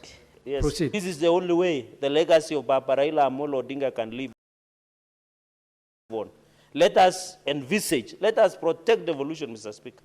I know the Constitution 2010 is to ensure things works in Garissa. Baba will only be remembered, Mr. Speaker, when water is available in Garissa town. Baba will only be remembered, Mr. Speaker, when there is drugs in Kapsabet County Referral Hospital. Baba will only be remembered, Mr. Speaker, when the roads are passable in Vihiga County, where the ODM deputy party leader comes from. Baba will only be happy, Mr. Speaker, when potato will be processed, the commercial crop from Nyandarua, Mr. Speaker. He will only be happy when we expand and develop, Mr. Speaker. Mr. Speaker, I celebrate Senator Ledama for this wonderful legislation. I hope we can breathe life. Mr. Speaker, the issue of oversight in counties has been reduced to political competition. We need to give it life, Mr. Speaker. We need to give it life. Mr. Speaker, I'm mentioning devolution because Raila Amolo Odinga, Mr. Speaker, was the father of devolution. I know he fought for human rights. He fought for rule of law, Mr. Speaker. He fought against police brutality. There was a statement that was brought today, Mr. Speaker. Mr. Speaker, as I speak today, no rogue police officer has been arrested for the killings of more than 3 people in Kimwani area in Nandi County and scores that were injured, Mr. Speaker. Even during the day here in Kasarani, Mr. Speaker, and I hope the National Security Committee, I'm not seeing any member, should fast track, Mr. Speaker, and call out IPOA for not doing their job, Mr. Speaker.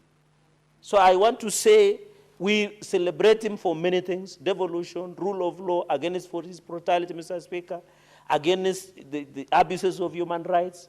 These are the laws that can give opportunity, Mr. Speaker. He fought for the space, political space. That's why you find Senator Okongo Mugeni can speak and undermine the president wherever he is, because that space was fought by the president, Mr. Speaker. What's your point of order, Senator oversight. Mugeni?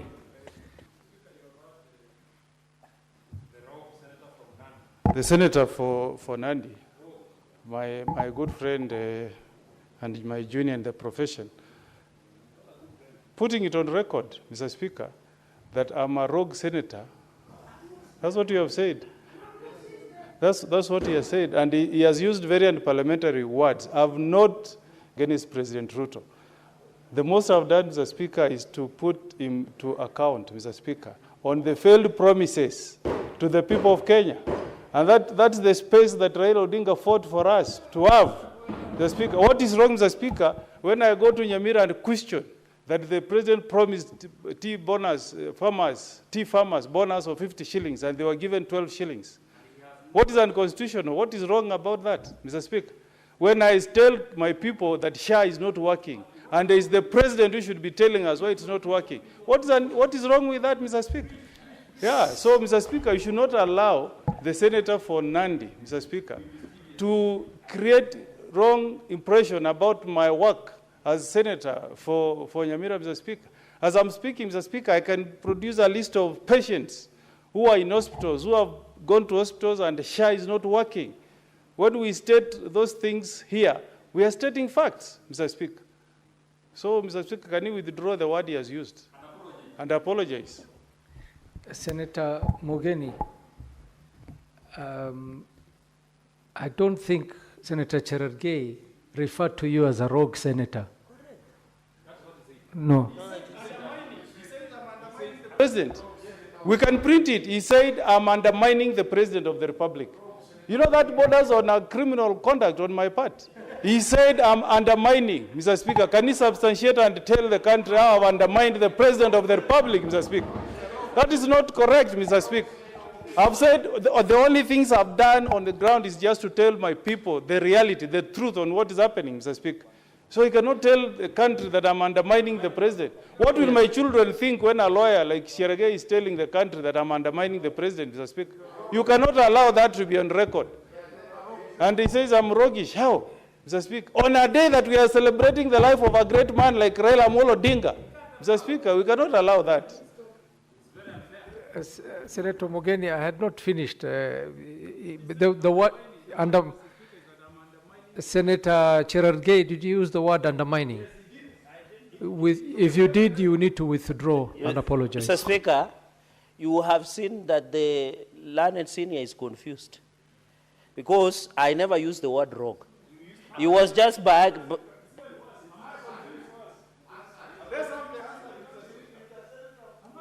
No, Mr. Speaker. Mr. Speaker. Mr. Speaker, can I be protected? You know, I heard him.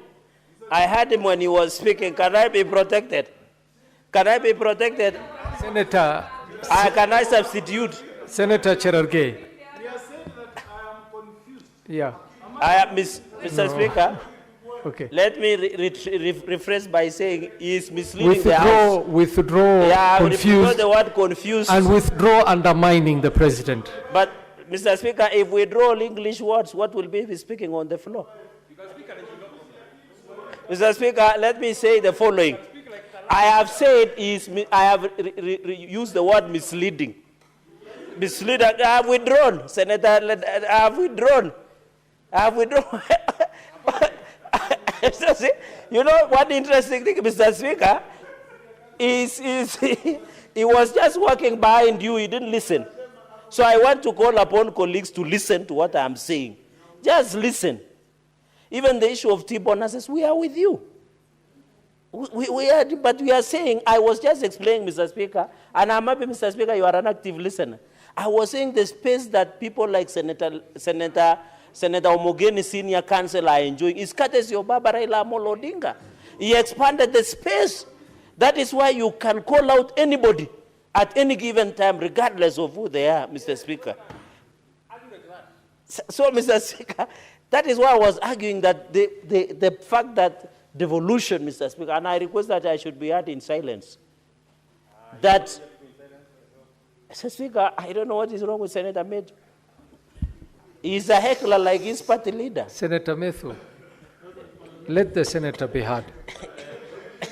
Order. Order, Senator. Proceed, Cherargei. The party leader, DCP, party leader, Mr. Speaker. So, Mr. Speaker, I was saying even the issue of police brutality, it was unfortunate that we lost lives, Mr. Speaker. And you know this, you saw the Minister of Interior and the police running like headless chicken within Kasarani Stadium. And they had one pencil, Mr. Speaker, a trouser called pencil, Mr. Speaker. We are Kalenjins, we know how to dress. I saw a content creator saying we don't know how to dress. Some of us are good at dressers, like our Luo brothers, Mr. Speaker. We normally know how to dress smartly. Mr. Speaker, like Senator Moses Kajwang. Mr. Speaker, it is him who wears the pencil trousers and he was running around and he didn't prevent those accidents. No, Mr. Speaker, I'm saying there was a content creator that was accusing someone that they have worn pencil trousers. I'm saying we are smartly dressed. We know how to dress like our Luo brothers. It's only one person who was running around in the stadium who was wearing pencil trousers, Mr. Speaker, and it was very unfortunate. Mr. Speaker, the second point I want to drive home. What is your point of order, Senator Joyce? Thank you very much, Honorable Speaker. I've heard Cherargei lamenting every now and then about the dress code of the CS and how he was behaving during Honorable Speaker, and talking about it's true there was an incident that happened, but the security team was there.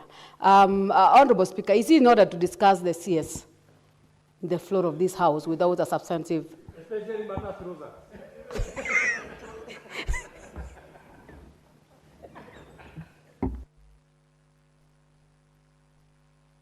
Senator Methu, order.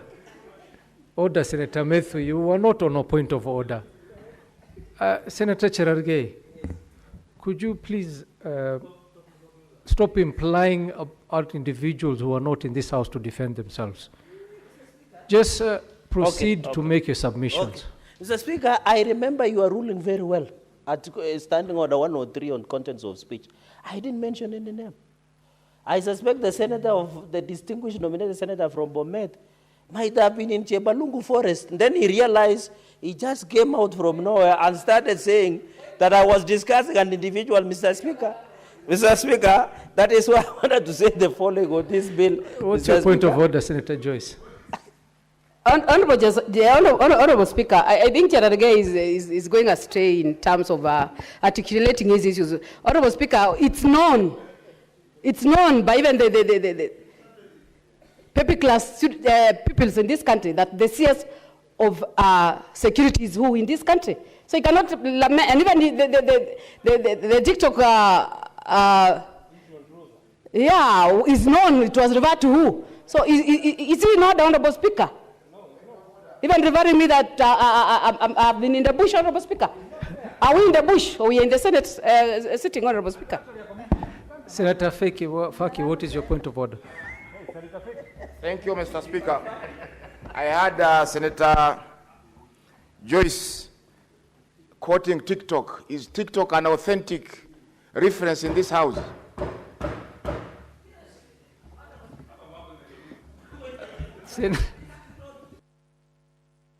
Yes, Senator Joyce. Yeah, thank you very much, Honorable Speaker. Of course, you understand the difference between myself and the distinguished senator, and you know the forms of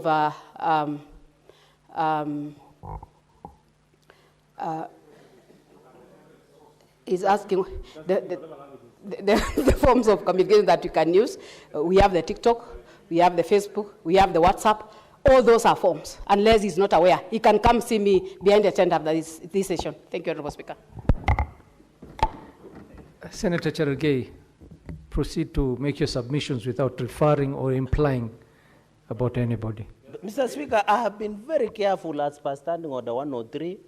and also 101 on contents of speech, and also you are ruling. I have not mentioned individuals. But they say the guilty are always afraid, Mr. Speaker. And I think some people want to do content creation of TikTok, emphasize that Article 96 should be given where governors, Mr. Speaker, and I just make 2 comments. One is on the issue of public participation. Mr. Speaker, you remember where Kiambu finance bill was outlawed or ruled unconstitutional by the courts of law. I want to believe that is where Senator Ledama, Mr. Speaker, how can my time be expired? I've not even spoken. Mr. Speaker. No, Mr. Speaker. Senator Cherge, you still have 5 more minutes. But Mr. Speaker, there must be Jose Carmago somewhere who is eating my time. Mr. Speaker, Mr. Speaker, I wanted to make 2 pregnant points. One, Mr. Speaker, is the public participation has been made a decision. And I want to thank Senator Ledama because the courts have ruled that even any decisions that you make, and the senior counsel is here, that any decision that you make without the public input, that decision is not only illegal but unconstitutional. So I agree there should be forums to discuss, Mr. Speaker. We were with my chair of PAC when we visited Busia County Referral Hospital. They don't have a working ambulance, just a working ambulance, let alone even drugs. And if you are to call a public meeting somewhere in Busia town, they would have told you we want an ambulance. But the governor decided to renovate a launch. You know what launch are used for, Mr. Speaker? Launches are used to take tea and mandazi, Mr. Speaker, and take the uji that former President Uhuru Kenyatta referred to. That is launch instead of getting an ambulance. So I agree that we must have a public participation, Mr. Speaker, to prioritize what they need to do, Mr. Speaker. That is what is important. So that when you go to Kobujai, when you go to Kaptumo, when you go to Kabiyet, when you go to Maraba in Tindre, Mr. Speaker, when you come to Chesume, Chemundu, Mr. Speaker, when you ask the residents of Nandi, what is your priority? As we talk today, the priority is roads. We have most pathetic roads in the Republic of Kenya in Nandi County. And mostly of those roads are managed by county government of Nandi, led by Sangmal administration, Mr. Speaker. These are some of the challenges that we hope when we have proper accountability and oversight will give value, Mr. Speaker. Mr. Speaker, we are lucky. Just what about tea? We get cess from tea, we get cess from sugar again, Mr. Speaker. That can allow us to fix our roads, Mr. Speaker. We must agree that as a country, we need proper public participation so that it becomes more easier, Mr. Speaker, to fix most of these roads that are not passable.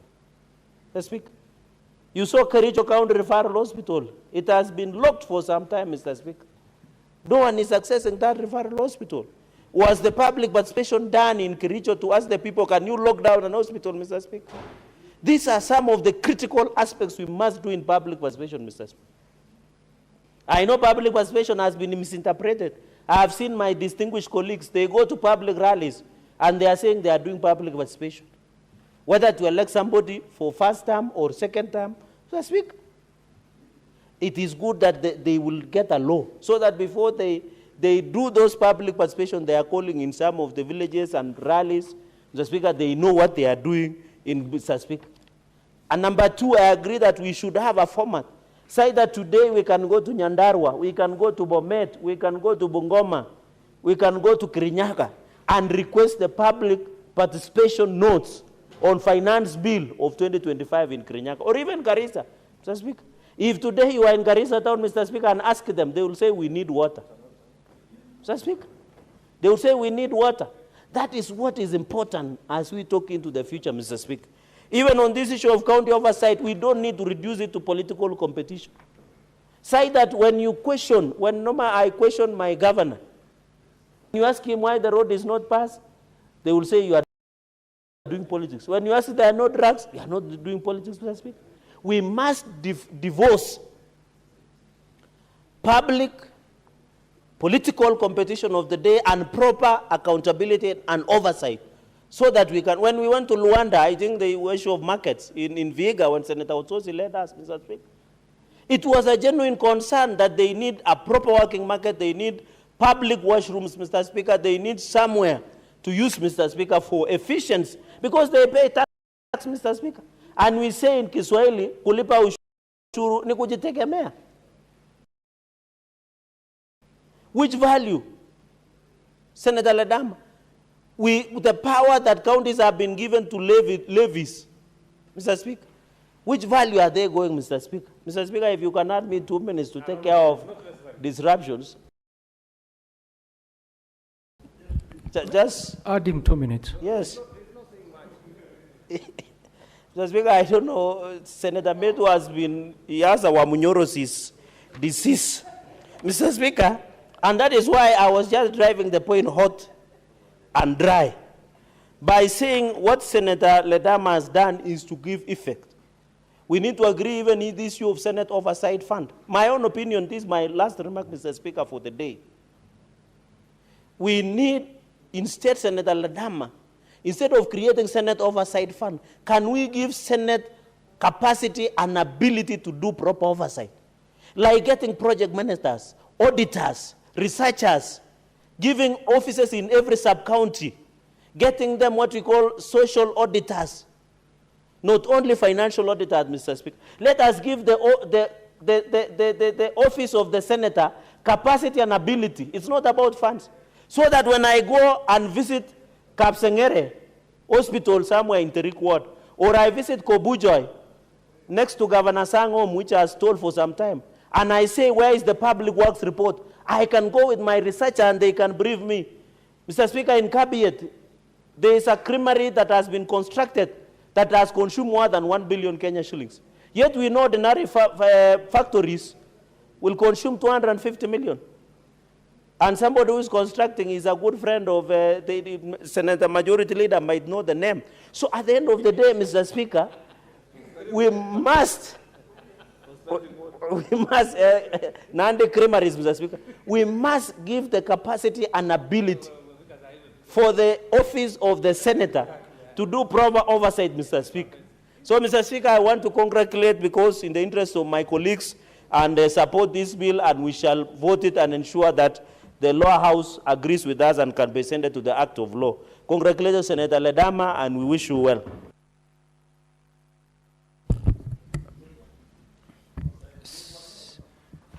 Senator Mungatana is not here. Senator John Metho. My apologies, Metho. We're supposed to go on this side. No, it's okay. Senator Faki. No problem. Pole, my apologies. No, my apologies. No, I can speak then. Faki will come. Let Faki speak, then you'll speak. Speaker. You'll speak next. Take a seat. Metho. Senator Faki. Metho kidogo angalia umri pia. Asante Mheshimiwa Spika kwa kunipa fursa hii kuchangia mswada wa sheria ya oversight ambayo imeletwa bungeni na Seneta Ledama Olekina ambaye ni kiranja wetu katika upande wa walio wachache, Seneta Kisang, Seneta Gatuzi la Igwe Marakwet. Mheshimiwa Spika, kwanza nimeona kwamba oversight ndio ile ambayo tuweza kusema ni sehemu finyu katika maendeleo ya ugatuzi.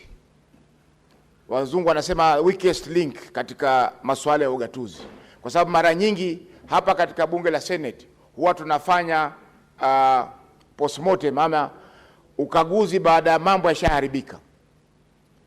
Nimesikia kilio cha mwenyekiti wa kamati ya uhasibu Senator Kajwang kusema kwamba mara nyingi wakija wale farasi huwa washatoka katika zizi, na sasa ibakia kutafuta na kulaumu ni nani ambaye alisababisha farasi wale kukimbia katika zizi. Mheshimiwa Spika, fedha ambayo tumeweza kupewa ya oversight imeweza kusaidia pakubwa kuleta mwamko katika magatuzi yetu. Katika kaunti ya Mombasa tuliweza kuzuru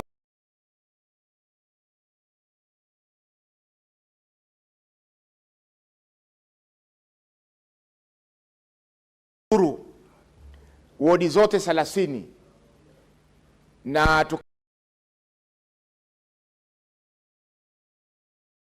wamefanya, lakini ukifika katika wote ambao wameweza kufanyika.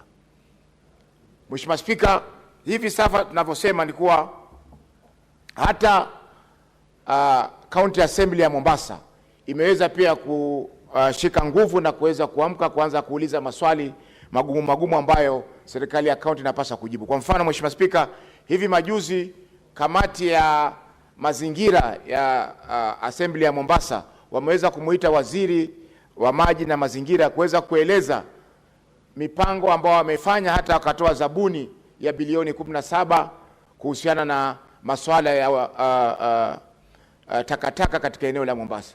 Mheshimiwa Spika, hiyo hapo nyuma ilikuwa haiwezekani kwa sababu mara nyingi wabunge wa bunge la county ni wanyonge kwa sababu wanategemea county government iweze kuwapa miradi, inategemea county government iweze kuwasaidia kwa mambo madogo. Hivyo basi kujaza ama kutoa maoni kuhusiana na yale yanayofanyika katika serikali zile za county inakuwa ni vigumu. Kwa Mheshimiwa Spika, sheria hii itaweza kutoa nafasi ya masuala ya ugatuzi ili kwa oversight ili kuhakikisha kwamba ugatuzi unafaulu katika nchi yetu ya Kenya. Mheshimiwa Spika, tukiangalia katika masuala ya kila nyanja, kwa mfano kamati yangu ya ardhi hivi sasa inaangalia masuala ya floka. Ukiangalia yale mambo ambayo yamezungumziwa katika mipango ya floka katika kaunti nyingi ni tofauti na yale ambayo yanafanyika katika kule mashinani. Utaambiwa kwamba kumefanyika, kama wajuzi Busia tuliambiwa kwamba kuna mradi wa Changara Water ulifanyika, lakini tukifika miaka 6 hivi sasa kutoka mradi huo usemekano umefanyika, hakuna chochote katika pale mashinani maeneo ya Changara ambao tuweza kusema zile pesa zilizotarajiwa kutumika zimeweza kutumika kuhakikisha kwamba wananchi wa eneo lile wanapata maji. Kwa hiyo Mheshimiwa Spika, lazima masuala ya oversight, sisi kama maseneta tuwe proactive, lazima tuwe mashinani kuweza kuangalia ni mambo gani ambayo yanafanyika, kwa sababu mengine yanafanyika ni dhulma kwa wananchi wetu katika maeneo yale. Mheshimiwa Spika, ukiangalia masuala ya uajiri, juzi Mombasa imeajiri wafanyakazi 628, lakini tulipowauliza ni wangapi kati ya wale ambao wameajiriwa ni walemavu, kulikuwa hakuna jawabu lolote lililotokea. Mheshimiwa Spika, na vile vile utapata kwamba mara nyingi magatuzi zetu hizi serikali za county zinaongeza makadirio yao ya ile on source revenue, zile pesa ambazo wanaokota katika maeneo yao wanaziongeza. Kwa mfano kama walio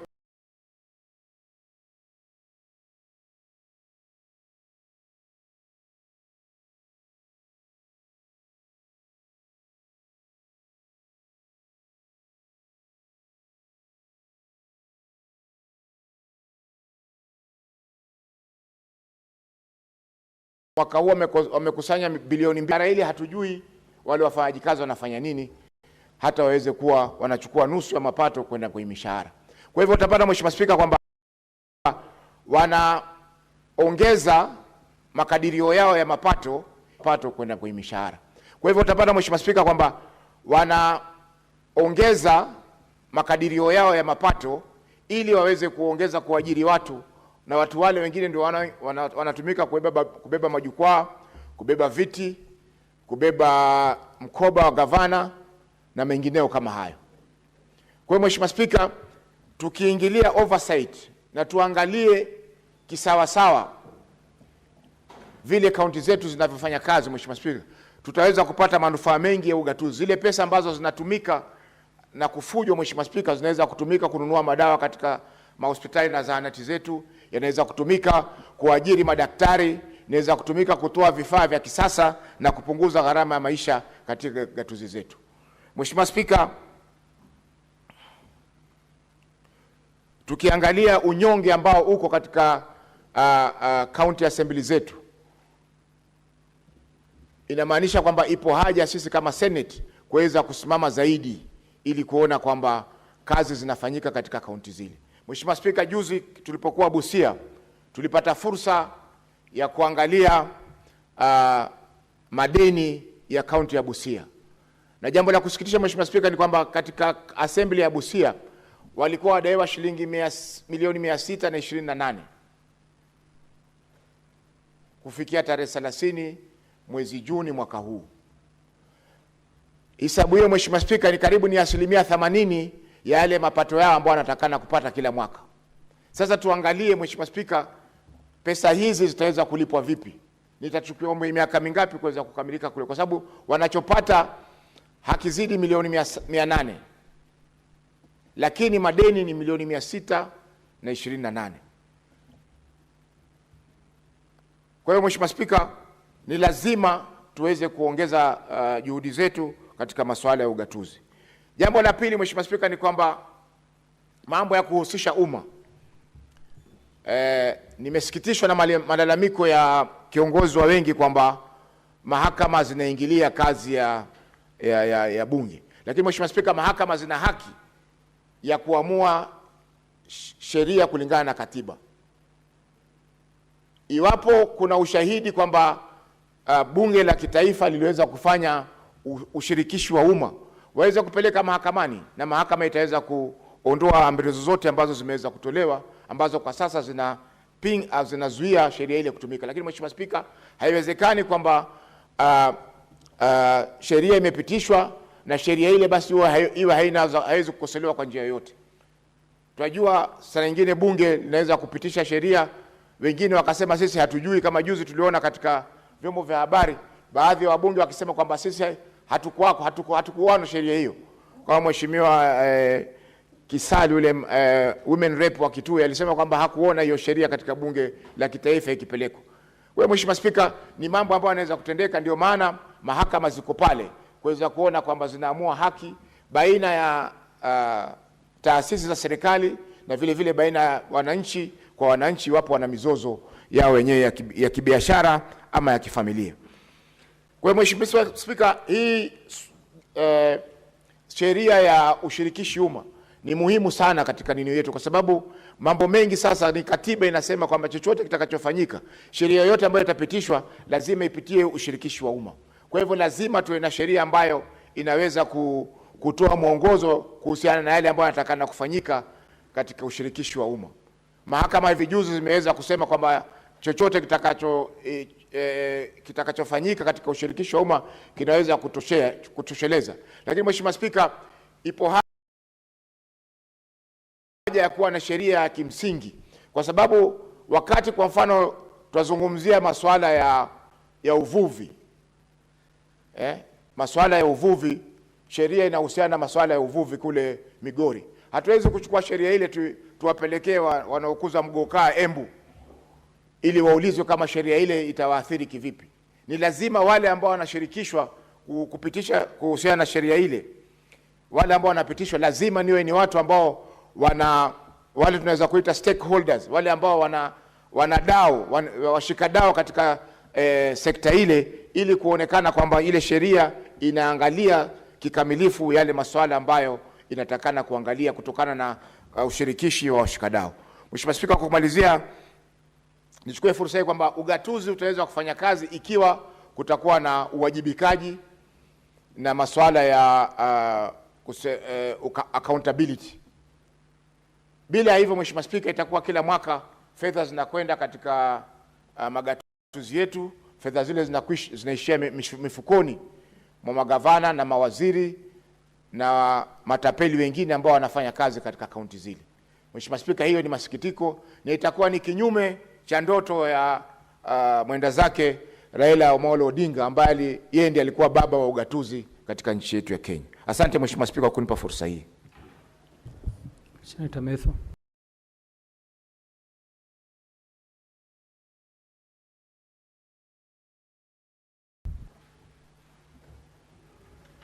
Mr. Speaker, for this opportunity. You know, Mr. Speaker, when we last had, or the last session that we had, when we had our special sitting, the session ended. I don't want to use the word acrimony, but I'm struggling to get a better word to use. But I mean, the situation escalated quite quickly, so we were not able to pass our condolences. And if you allow me, in a minute, I want to pass my condolences to the family of the Honorable Raila Odinga, his wife, the children, our colleague Senator Oburu, who is now the new party leader of ODM. Mr. Speaker, sir, the departed Prime Minister is a man who lived one of the most successful political lives any politician would think about. He worked with virtually every regime. They all came and left him. He worked with President Moi, came and left him. And there are many things that we can learn from him, but I think the hallmark of what I would learn as a young leader from the Honorable Raila Odinga is being brave, choosing the path of justice, even when it is very lonely sometimes. You do not have, and it was said in a book that I read called, I think, Half a Day, there's a, I don't remember really the title, but there's a man called Dr. Stockman who said, quest for justice. So therefore, one of the most we can actually remember from the departed leader, Honorable Raila Odinga, is that when he voluntarily chose a very difficult thing, and it has not happened again. He chose to resign, go back, get another party, and go back to his people, and again in Langata in 1994. That is not a feat that has been, or that is not broken by anybody. We may act brave, we may act courageous, but we have never gotten to that level. He is one consummate politician who has been extremely successful, powerful when he's in government, and powerful when he's not in government. He was just as powerful when he was in government as when he was not. He was as powerful when he was prime minister, and when he was leader of opposition, when he was in the handshake, and when he was in the broad-based. I may not have agreed with him when he moved to work with President William Ruto, but he always pursued what he believed in his heart was a correct thing, and I think it's a lesson that all of us should be able to carry home. I want to congratulate Senator Edama, and by the way, in the spirit of honoring and remembering the ripe times of our departed Prime Minister, one thing that we must also acknowledge and recognize is the kind of mentorship that he offered to young leaders. Mr. Speaker, Senator Edama is fairly a very young senator, not of course as young as I am, but he's fairly a young senator, and has been given quite a huge role on the parliamentary responsibility, being the minority whip. The same case to Senator Sifuna, who is the deputy minority whip and the secretary general of the party. The same case to Senator Eddy, who is my age mate and chairman of a committee. And many other. Senator Ososi is fairly a young person and is the deputy party leader. He has been able, and he has been seen, when we speak about the leaders of tomorrow, he actually was in the forefront in preparing the leaders of tomorrow. You don't just speak about leaders of tomorrow and you are doing nothing about it. There are many other people who do not want to give young people opportunities to grow and to exercise the talents and leadership capacities and potentials that they have. I also want to congratulate Senator Edama for this bill, which in my opinion, Mr. Speaker, or Madam Speaker, sorry, wants to operationalize Article 96 of our Constitution. Mr. Speaker, in the quest for hunting for resources, especially to our counties, we hunt hand in hand, especially with the governors. If you remember, Mr. Speaker, and I can see, I think Senator Dama was one of those who sat in the mediation committee, look at the kind of canvassing, the kind of support, the kind of camaraderie that we got from the Council of Governors. Mr. Speaker, or Madam Speaker, sorry, I keep forgetting because there was a Mr. Speaker before you, please forgive me. If you see the kind of support that we got from the Council of Governors, it is the same support that we would require and would not even request. Is the same kind of support that we would expect when we are overseeing how this money has been spent, Mr. Speaker. But once this money has gone and budgeted, Mr. Speaker, that now becomes the beginning of the sore part of our relationships with the Council of Governors and the County Executive, Mr. Speaker. I'm happy that I'm seeing Senator Ososi here. You remember during the formula debate that we had here, there is something that we passed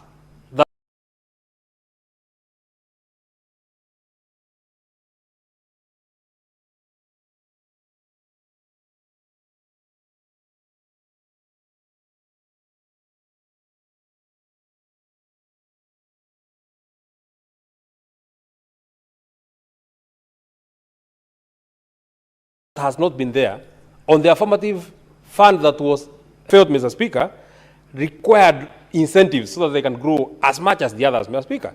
His county, Vihiga, qualified, my own county, Nyandara, qualified, and 9 other counties, Mr. Speaker, qualified. What would have expected, and I know this is what Senator Osotsi would have expected, is that this extra 364 million that we got for the counties, Mr. Speaker, would have been budgeted as special budget so that Vihiga County, Mr. Speaker, can be able to show that over and above what we had budgeted, because they have already done their budget estimates, Mr. Speaker, over and above what they had budgeted for that financial year, for the county of Nyandara, over and above what they had budgeted in their budget, Mr. Speaker, this is the extra that we have gotten from the Senate, 364 million, and this is how we shall use it, not amalgamating it in the main budget. Mr. Speaker, sadly, all that money was put together with the entire money that came from the equitable share, the money that they got from the own source, and so, Mr. Speaker, you are not able to point, where is this affirmative? Where is this money that we passed? How would you tell Senator Osotsi that you brought money to the people of Vihiga, and there's nothing that you can point, specific thing that you can point, that out of the money, and Senator Mwaruma, because we were together with you, out of the money that we passed in this Senate, Madam Speaker, we got you an extra. So your roads will be done because you bought machineries. So your seeds will be improved because we got you improved seeds. Your new hospital will get a new wing. These ECD centers are the ones that we got out of this extra money. Mr. Speaker, Madam Speaker. So therefore, what this bill seeks to cure, in my opinion, is this thing that governors look at us with suspicious eyes. They feel that we are witch hunting them when we want to ask them questions. Mr. Speaker, once you have subjected yourself, and you know there are many elective positions, Mr. Speaker. You can choose to be president, you can choose to be governor, you can choose to be senator, you can choose to be... Many of the people who are here, Mr. Speaker, Madam Speaker, actually qualify for all the positions. But you have chosen the side of being to oversight. If you choose to go to become a governor, then you must be ready. You must be ready to be accountable. And this is a constitutional provision. The same constitution that has made you governor is the same constitutional Article 96 that tells you that you are senator and the Senate will pay oversight on the money that we give you. There's no way that you are very welcoming when we are giving you money. But when we want to ask you how you have spent this money, you don't want. And there are two things that I want to first speak about that I have seen in the bill that are actually very good. Number one is Article 17, Part 2C, facilitating access to information held by county government. Madam Speaker, you actually know that in the case of Busia, you saw it. The senator for Busia, the Honorable Andrew Okia Omtata, had to actually go to court so that the courts can grant from the county, Madam Speaker.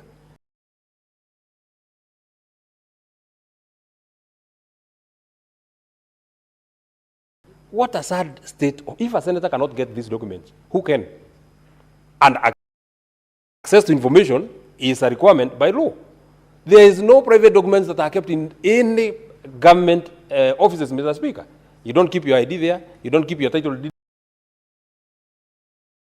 there. You don't keep your bank statements there. You don't keep your medical records there. Whatever is in that particular office is public records, and they should be readily available to members of public and to senators as when and if they are required, Mr. Speaker. So therefore, I allowed the Senator Olekina, because of this particular provision, that there should be facilitation of access to information to all, not to just the senator.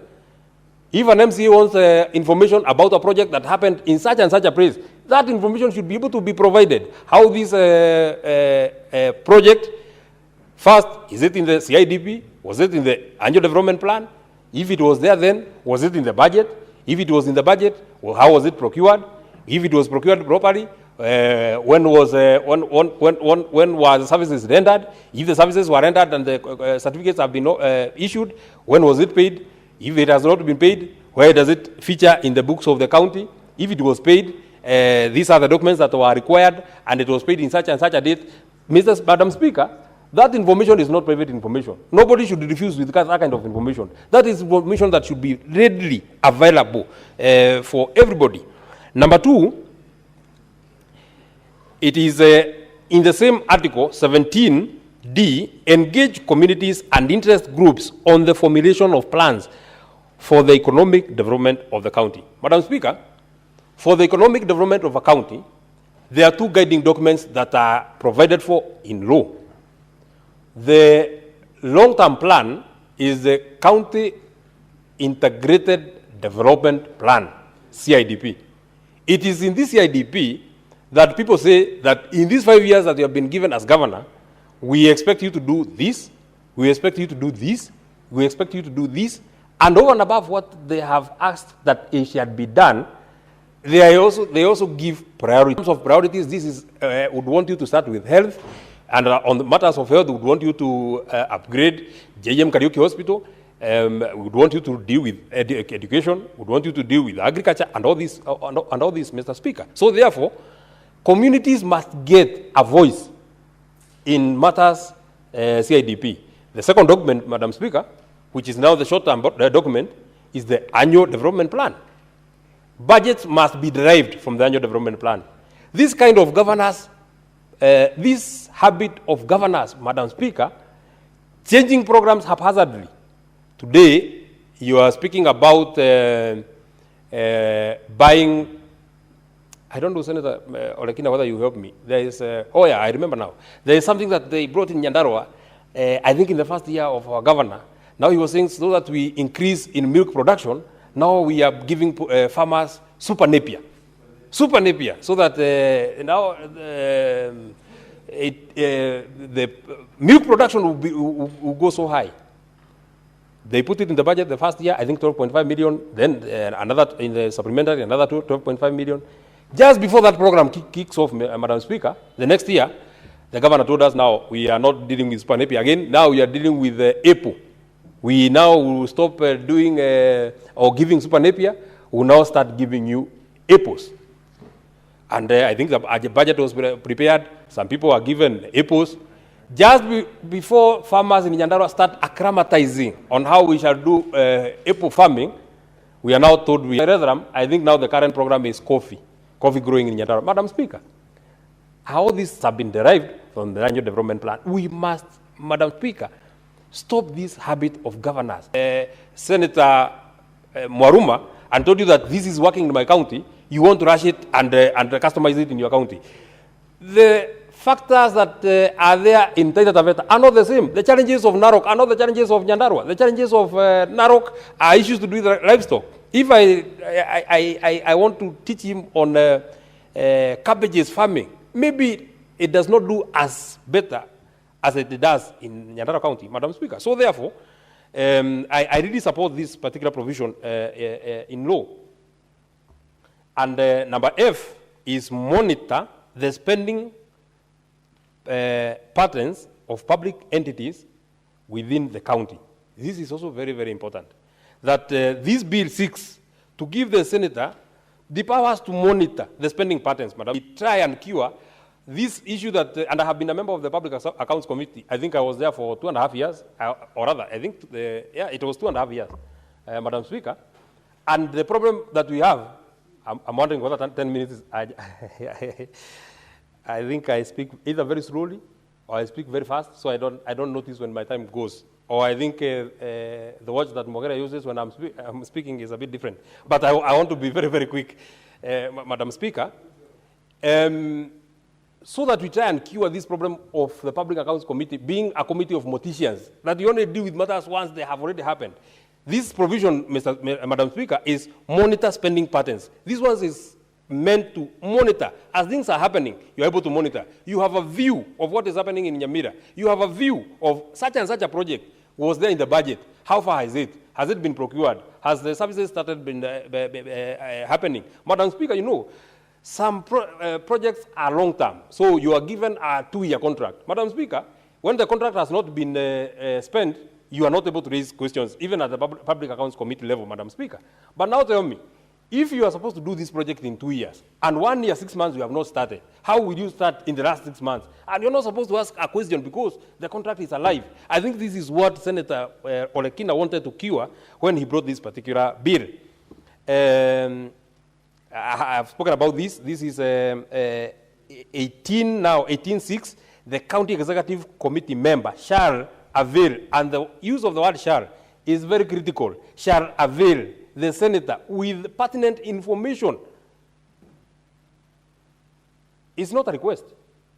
If I want information on anything, this is a public entity, on anything, any project, any program, any government program, including, Madam Speaker, you know, we have had a challenge, even getting to know the prayer breakfast of the national prayer breakfast, how much was spent by either parliament, the national government. Nobody knows how much was spent. Prayer breakfast, you're even hiding money that you are using to pray.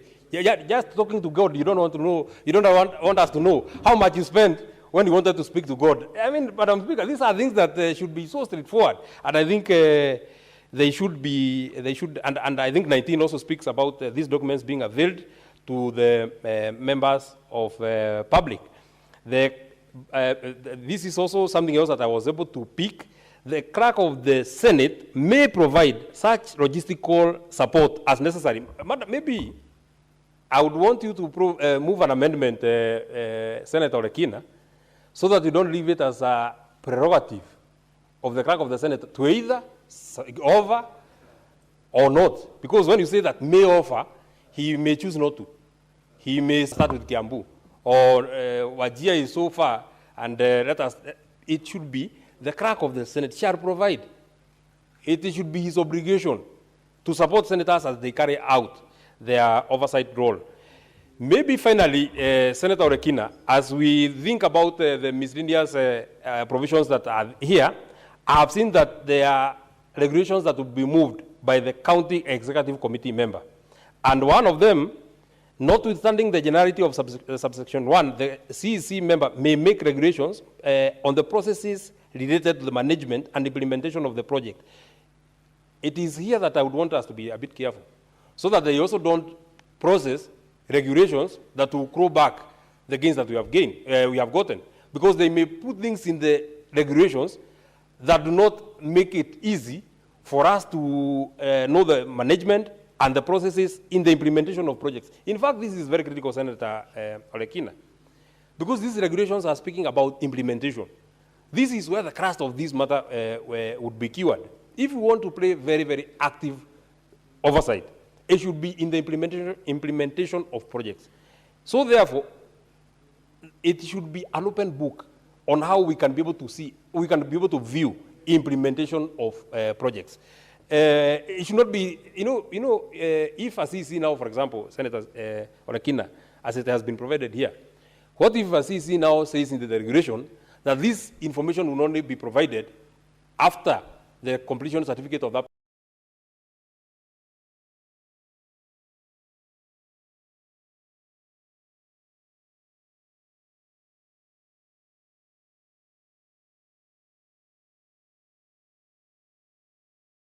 project has been issued, then we shall have lost the 30 seconds. 30 seconds.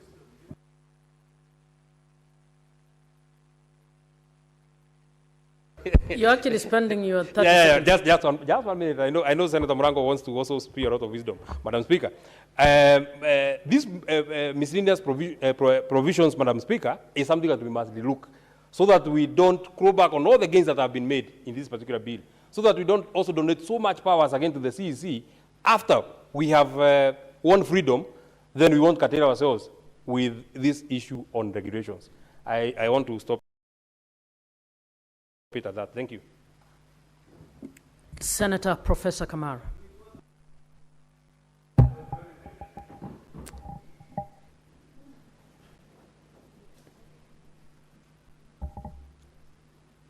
I'm not getting the microphone. Okay, thank you, Madam Speaker, for the opportunity.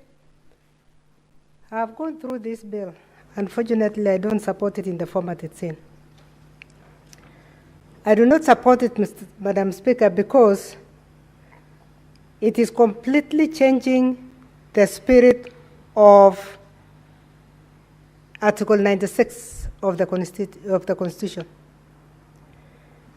What this bill has done, it is confessing that it is following, it's unpacking Article 96. But when you go to Article 96, it talks of the role of the Senate. This bill is talking about the role of an elected senator. We need to be very clear what it is we are looking for. Is this bill supposed to take care of the oversight fund that has already come into this House, which we had said we need to deal with, or it is dealing with oversight? So my beginning point is the title of the bill. Is this county oversight? I don't know how county oversight and accountability comes in first to begin with, because if it is county oversight, we need to address county oversight. Accountability is a different animal. Accountability should be part of what we are doing. So when we talk of, and I really appreciate the details that the two members have brought in, but I want them to think through.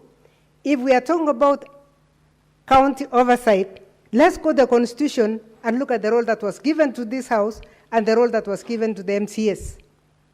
Because I see this bill bringing a potential conflict between. If you look at what the role of Senate in Article 96 says, it says the Senate will represent counties and serve to protect interests. The Senate will participate in lawmaking. It will determine the allocation of national revenue. The Senate will participate in oversight. The Senate. But when we have gone to this bill, we have broken it into the individual senators.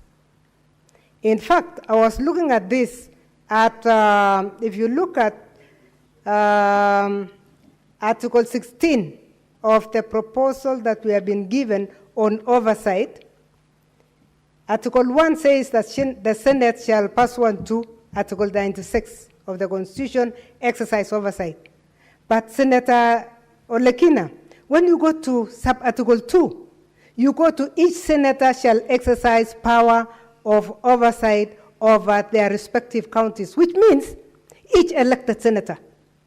So let's come out. If it is each elected senator, let's call it each elected senator, so that we now look for the animal that will take care of the other senators who are not elected. I've been elected, I'm nominated, and I'm talking in a neutral, from a neutral ground. That you cannot talk of oversight being done by a senator. The reason, and we have had this, I wish the senator of Samburu was here, because we had a very rough time in our committee today when the governor of Samburu came. And that is when I saw oversight must be done according to this constitution. But to have Senator Ledama to go to Narok alone, to have the senator of Samburu to go to Samburu alone, he will not succeed. That is when you hear of goons fighting between. Exercise the power of oversight. We have been exercising it. We didn't need a bill to do this. It is part of what we are doing. But what does the Constitution confer? The Constitution confers the power of oversight to the House. And then the House has committees. If you look at the chapter that deals with committees, it says this House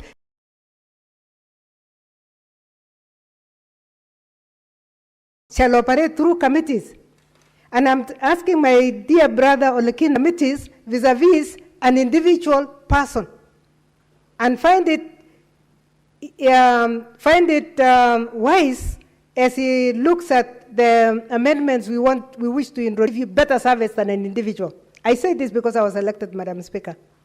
When I was elected, I was able to oversight my governor through the committees of this House, not through an individual, but information. I got a lot of information. My Senate office was getting information from the CECs and wherever. I never interacted with the CEC. Why should I interact with the CEC? my own staff who are equal to the CEC will interact with the CEC. And once they have interacted, they bring information to my office. They tell me this is the area that is weak. I ask a question in this house. I did 2 petitions, which were very successful. The first petition blocked the governor from buying a building that the public said was actually had a figure that was higher than the figure. This house did a wonderful job for me because it was the committee that went in, analyzed, went through the projects. I'm saying this to save ourselves because I think the problem is that we might actually put ourselves, just because we are thinking about this little money of oversight, we might say to protect the elected and leave the nominated. We need to ask ourselves, is that what we want to do? Number 2, if you look at that, there shall be openness and accountability over the county budget oversight process. Why should you even go beyond that? Why do you want to be accountable to a fund that you are using directly? It is an expense to send your people to go and collect data. Why are we looking like we don't want to be suspected? We again think it is good to reread and see how we can do. We'll be introducing our own amendments to take care of that. Then Article 17 has concentrated on this senator.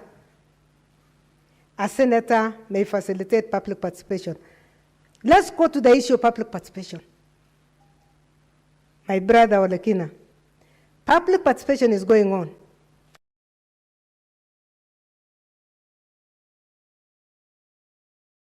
Currently.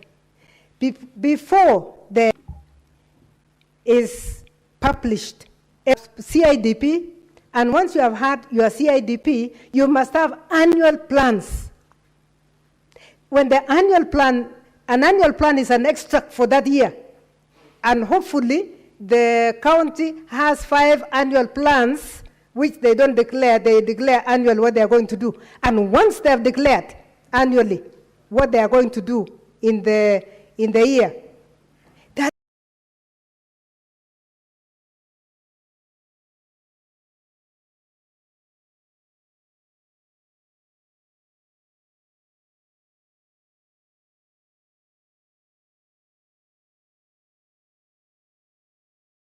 is what they will follow.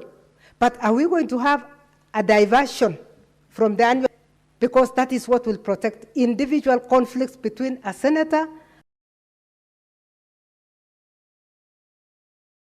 and a governor. Now, if you go further, Article 15, I know I'm going zigzag, I'm coming backwards. The officer shall prepare an annual report on the status of public finances in the respective county set out with the following information. Currently, the Comptroller of Budget does that, not annual, but monthly. I used to get, as a senator, monthly reports on my county, and my senator was here. I wanted to know whether he's still receiving that, because we used to receive, but the other senators must be receiving. If we are receiving that from the Comptroller of Budget, is this bill not going to be in conflict with the role of the Comptroller of Budget? Because the role of the Comptroller of Budget is to monitor. So if we allocate ourselves the role of monitoring, the way the budget flow will be, what will the role of the Comptroller of Budget? Again, let's read the Comptroller of Budget's role before we even look at the role of the Auditor General. Because I looked at some of the clauses and I think we might step on the toes of the Auditor General. So Madam Speaker, with all due respect to my colleagues that are proposed, I like the oversight. We must protect it through a law. We must have a bill. But I want to persuade Senator Odinga that let's relook at this in relation to what is existing and the roles that we cannot change. But more than anything, please let us not take the role of the Senate to individual senators. Let the Senate committee, I looked, unless I did not see, I was looking for a mention of the Senate committee in this bill. Because the Constitution has not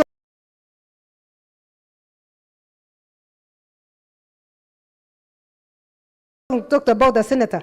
It had officers to the Senate itself. So there is no mention, unless it is in an article that I have not seen. Why would we not have a mention of the committees of this House? The committees of this House are very powerful. They have been given the power even to arrest. We are told that they are given the powers of the High Court. If they have the powers of the High Court, will an individual senator have the powers of the High Court? I ask that loudly, Madam Speaker. Will the individual, or we are trying to, or we'll expose ourselves? I'm looking for a way in which we are not exposing individuals, but we are dealing with what the Constitution gave the Senate as an institution.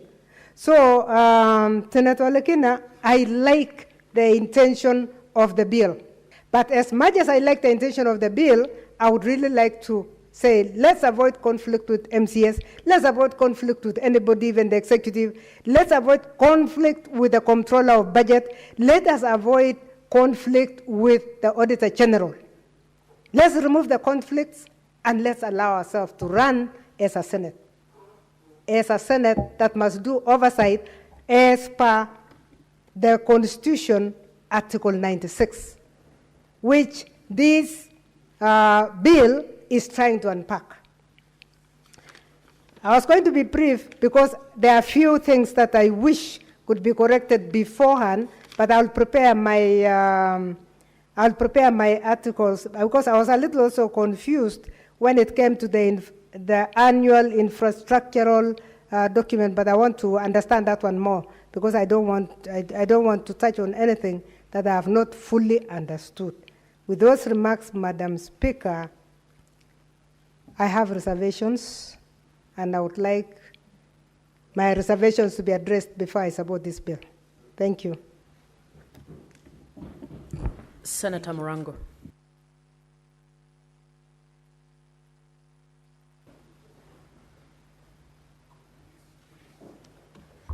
Asante sana Mstahiki Spika kwa kunipatia nafasi niweze kuchangia katika mswada ambao unahusu uangalizi na uwajibikaji kwenye gatuzi zetu. Mstahiki Spika, kwanza ningetaka kumpa kongole Senator Olekina wakiwa na Senator Kisang kwa kuzamia katika jambo hili na kwa weledi mkubwa na tajriba kutupatia mswada uliokuwa mbele yetu. Nadhania Mstahiki Spika ni kwa sababu wameona dhoruba na hali ya mbahali, wakaamua kushona jarife na kutengeneza jahazi ili tuweze kufika kilidini. Kwa sababu kwa muda, Mstahiki Spika, katika mambo ya ushiriki wa umma katika gatuzi zetu imekuwa tu ni eka za mbunwasi, lakini imekuwa ifanyiki vilivyo.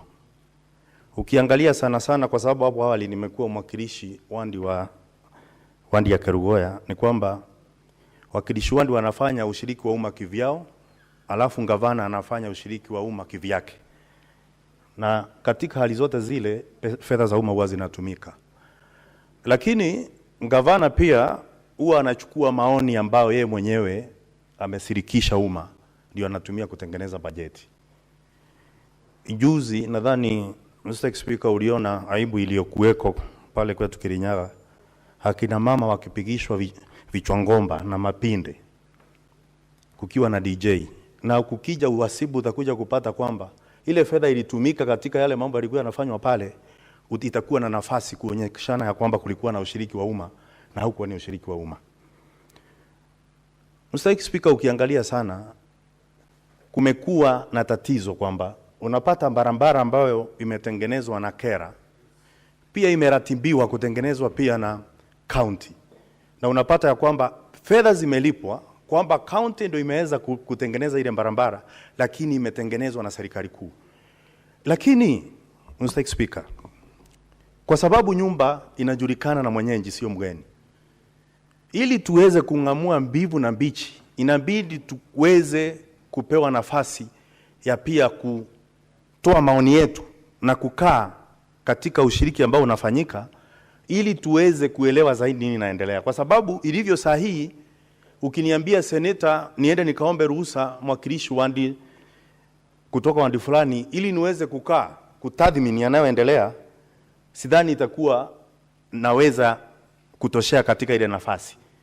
Na kama ni gavana ya kuangalia wanaofanya, kwa sababu wakati wanayofanya hiyo maneno ya ushiriki ya umma ambao inakuanga ni gushi, hawatakangi pia kujulikana. Inafaa Mstahiki Speaker, nitapeana mfano wa seremara ambaye sana sana huwa anatumia misumari kushikanisha mbao. Utapata kwamba yule msumari ulio wima ndio ugongwa sana na nyundo. Ule msumari ambao uko kombo huwa unaachwa. Na hivyo ndio ilivyo siku ya leo, kwamba seneta ambaye anafaa kufanya uangalizi wakati anaposema jambo kuhusu venye ushiriki huo unafanyika siku ya leo, wendo unagongwa sana, lakini walio kombo mangavana wanaachwa. Nadhani kama kungekuwa na haki, njera nyingi zingekuwa zimejaa wale mangavana, lakini sio raia maskini. Mstahiki Speaker, kuna msemo wa Kiswahili unasema kwamba ukiona maharagwe yameiva ujue makaa yameteketea. Mstahiki Speaker, wakati unaona dhoruba na kelele nyingi katika kaunti wakati tunauliza maswali, hiyo ni dalili ya kwamba maharagwe yameiva na makaa yameteketea. Na makaa yenyewe ni fedha za umma, kwa sababu fedha za umma lazima kuwe na zinafanywa uangalizi. Lazima watu wajibike wakati wanatumia fedha za umma. Na kwa hivyo njia mojawapo ya kupata majibu ya fedha zinazotumika, kwanza ni kuhusisha wananchi waseme wanataka nini. Wakati wakisema wanataka nini, bajeti inayotumika ikitumika tuweze pia kuona ni nini imefanya. Kwa sasa maseneta wameachiwa kazi ya kama kupasua maiti. Na unajua mpasua maiti sio daktari. Kwa hivyo tunapofikiwa na zile ripoti kutoka kwa mkuu wa uhasibu, tunayoweza kufanya ni tuseme ni nini ilisababisha kifo cha ambacho kinatokea kwa fedha za umma. Lakini hatuwezi sema tuwezi kutimbu magonjwa ambayo yameua imeua zile fedha ambazo tunapatia county. Kwa hivyo ikiwepo kuna nafasi ya sisi kuwa pale kuhakikisha kwamba pia tunahusika, tutaweza kurekebisha mambo zingine kabla mambo hayajaweza kuharibika zaidi. Mstahiki Speaker, wakati tulikuwa tunafanya ushiriki wa umma kama wakilishi wandi pale nilipokuwa kiongozi wengi katika gatuzi la Kirinyaga, kulikuwa na tatizo moja ambalo lilikuwa linatokezea. Ni kwamba bajeti inayotoka kwa gavana ndio inapelekwa kushirikishwa kwa umma. Lakini sio kusema wameulizwa kwanza kwa mujibu wa sheria, ili wakuje waulizwe maswali waseme waulizwe kwanza alafu ndio gavana hakuja na majibu. Inaanza kwamba bajeti inatengenezwa na gavana. Kuna mwingine alinunua mavi ya mbuzi akasema ni mbolea na akapeana, na ukienda kwa uhasibu uwezi tena ukaenda ukahesabu chembe chembe ya mavi ya mbuzi ili uweze kuweza kufanya gavana awajibike. Kwa hivyo inakuwa ni kusudia kwamba ile mambo inafanywa kusudi, kwa sababu gavana anajua kwamba uwezi enda pale tena ukaweza kufanya awajibike katika maneno ambayo amefanya. Lakini kwa mujibu wa sheria inafaa wananchi waseme wanataka nini, gavana aende atengeneze kupitia waziri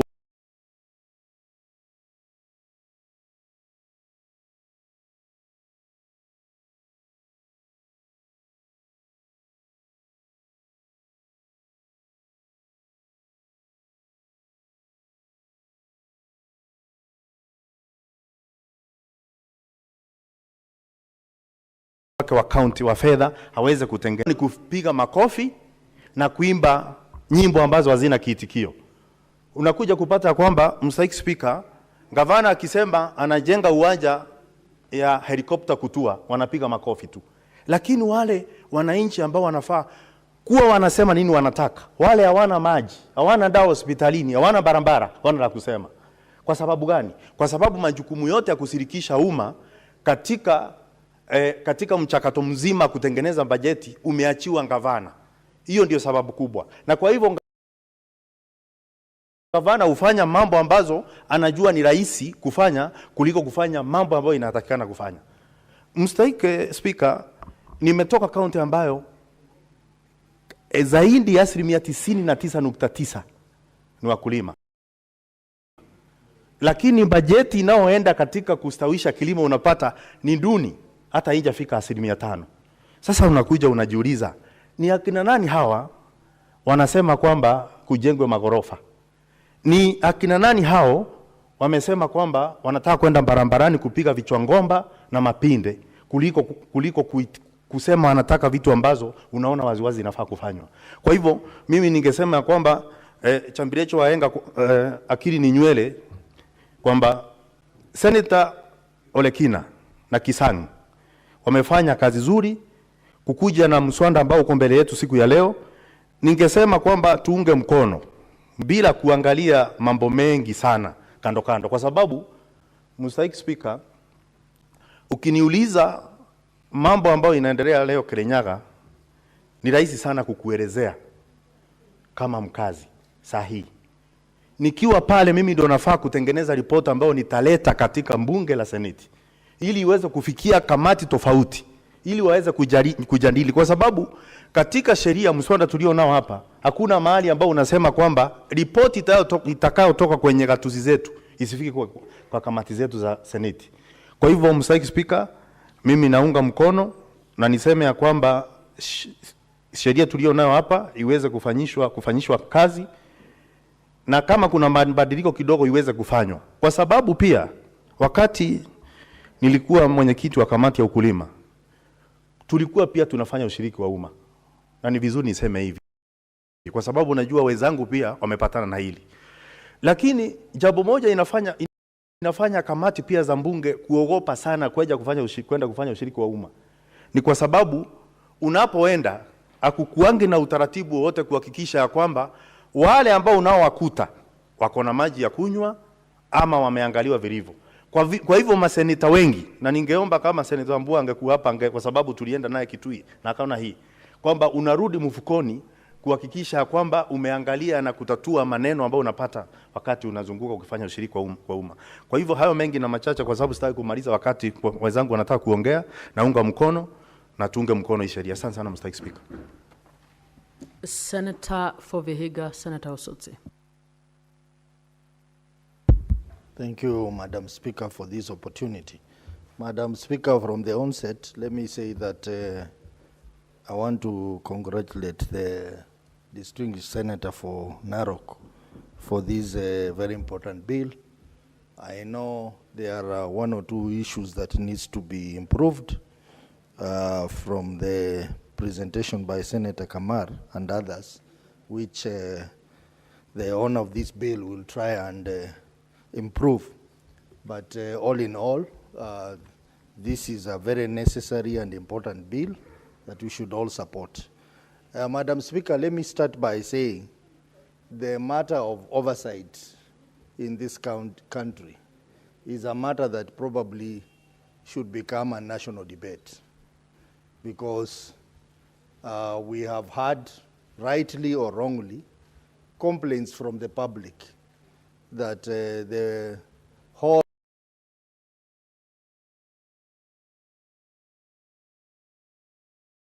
concept of oversight seems not to be open for this country. Madam Speaker, there are various reasons why that is so, and we must address it. And I remember very well our departed leader, Honorable Raila Odinga. These was one of his main concerns in public before he departed us. that is Parliament performing its oversight role well? And according to him, there is a problem. So even as we mourn Honorable Raila Odinga, we must reopen this debate, public debate, on what is the status of oversight in this country. Has it worked or not worked? Madam Speaker, when we talk about parliamentary oversight, we are talking about the oversight by the National Assembly, the oversight by the Senate, and the oversight by county assemblies. If you look at the National Assembly, Madam Speaker, where I served, the National Assembly, the committees, particularly the committee chairs, they are behaving like in those days, earlier days before the 2010 Constitution, they are behaving like assistant ministers. They act at the whims of the cabinet secretary. So what kind of oversight can you do if the chair of a parliamentary committee spends most of his time in the offices or government offices of cabinet secretaries? And he would even appear before the House to read responses, particularly to statements, by the cabinet secretary whom he is supposed to be oversighting. So I think it's important for us to relook at the whole concept of oversight. There is also the element of independence of legislature. For example, at the county assembly level, the county assemblies are not independent. Finance autonomy law that has given them some teeth. But the implementation is so slow, Madam Speaker. Something has to be done so that at least MCS start having teeth to bite in their respective counties. For the Senate, Madam Speaker, we are being let down by other supporting public institutions. Madam Speaker, for example, the EACC. How many reports, how many recommendations are we given out to EACC that have not been acted upon? The Director of Public Prosecution, Madam Speaker, how many recommendations have they not acted on, Madam Speaker? So I think all that provides fodder for the need for us to review the entire process of oversight in this country to ensure it works. Madam Speaker, coming to this bill, I would want the mover of this bill to also look at the roles of other people in our respective counties who perform the role of oversight. For example, Madam Speaker, if you go back to our counties, you see a lot of young men who are doing an excellent job in our respective counties, either as bloggers, bringing up issues on matters of accountability in our counties. Others are in civil society, bringing up issues. I think there is need to protect these individuals who are doing a good job. I have so many of them in my county, and they do a good job, and I support them to do that job. And I think this law should look at how can we protect or enforce these people so that they do their work in a more structured manner and they are protected. Because some of them have even lost lives, Madam Speaker. Like you saw the case of Meru, where a blogger was murdered. And many others, Madam Speaker. We have to find a system in which we can protect these good citizens who want to participate in ensuring that there is accountability in our counties. Madam Speaker, role of our partners, Madam Speaker. For example, the Office of the Auditor General. How can they help us to enhance this law? Because they play an important role. They provide us the primary data that we need, to be able to do our oversight well, Madam Speaker.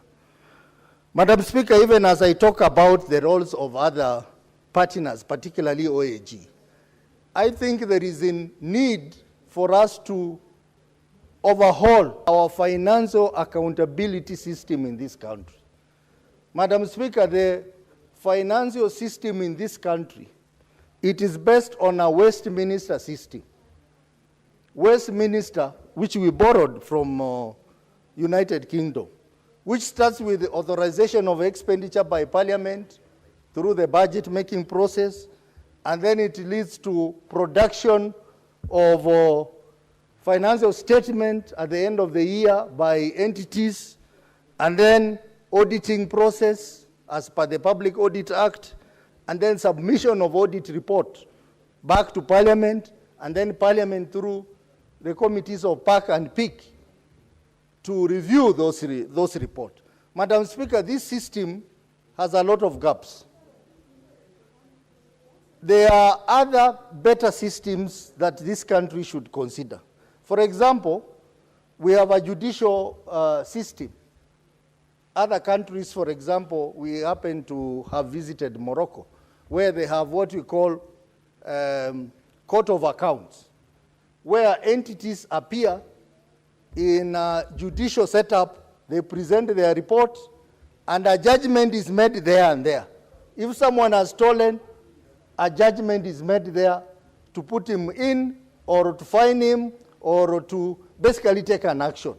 Our system, Madam Speaker, when you do the audit review, you do a report, it is passed here, recommendations go to EACC, and no one bothers to act on them. The whole thing is full of gaps, which must be looked at so that we have a tighter financial accountability system that is going to protect our investment in this country. Madam Speaker, let me also talk about on the role of public participation. Public participation in this country is not public participation, Madam Speaker, particularly in the counties.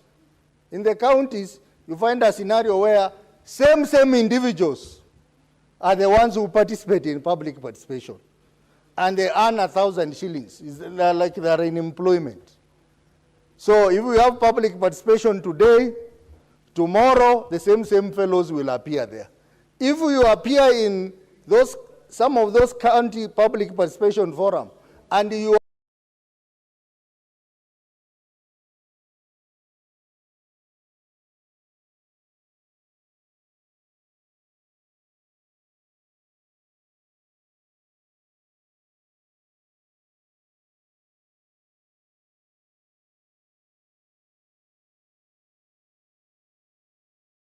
have an alternative view, Madam Speaker, you are carried away a proper comprehensive legislation on the process of public participation.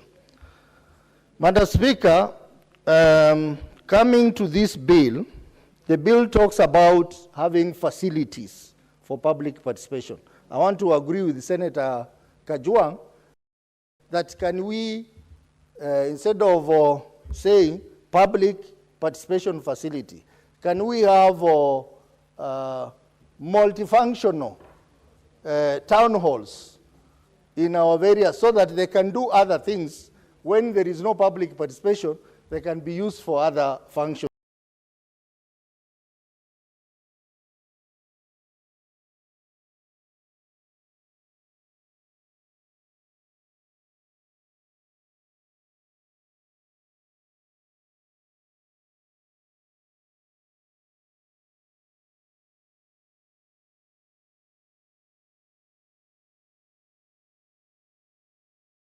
As well, so that this is a good bill, but as I said, a few things here require panel beating, which I think we will be looking at it and making improvement where it is necessary. Lastly, Madam Speaker, the issue of implementation. Oversight, it is important, but oversight produces recommendations. How effective is our implementation mechanism in our respective houses of parliament to ensure that the recommendations that we make are implementable? So many things are recommended by our committees, but they are never implemented, Madam Speaker. In this House, this matter has come up many times. Some are of the school of thought that we do not need an implementation committee. Others are saying that we need to have implementation mechanism within our committees. Madam Speaker, I still hold that we need a substantive committee of the Senate to be dealing with matters of implementation, so that we have a structured way of following up on matters of implementation of the recommendations that we give in our various committees, so that we can follow up and act on those issues. Madam Speaker, with those few remarks, I want to support with amendments. Senator Wakwabubi.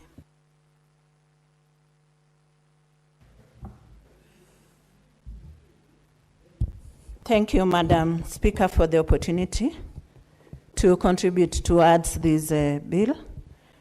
I want to begin by acclaiming the proponents of this bill, that is Senator Ledama and the co-sponsor, Senator Kisang, because we want to wrap it at the essence of having public participation. And I would love to peg it to the Constitution.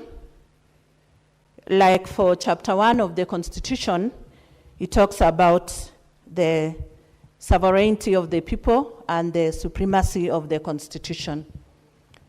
Senator Ososi has presented something on the constitutional,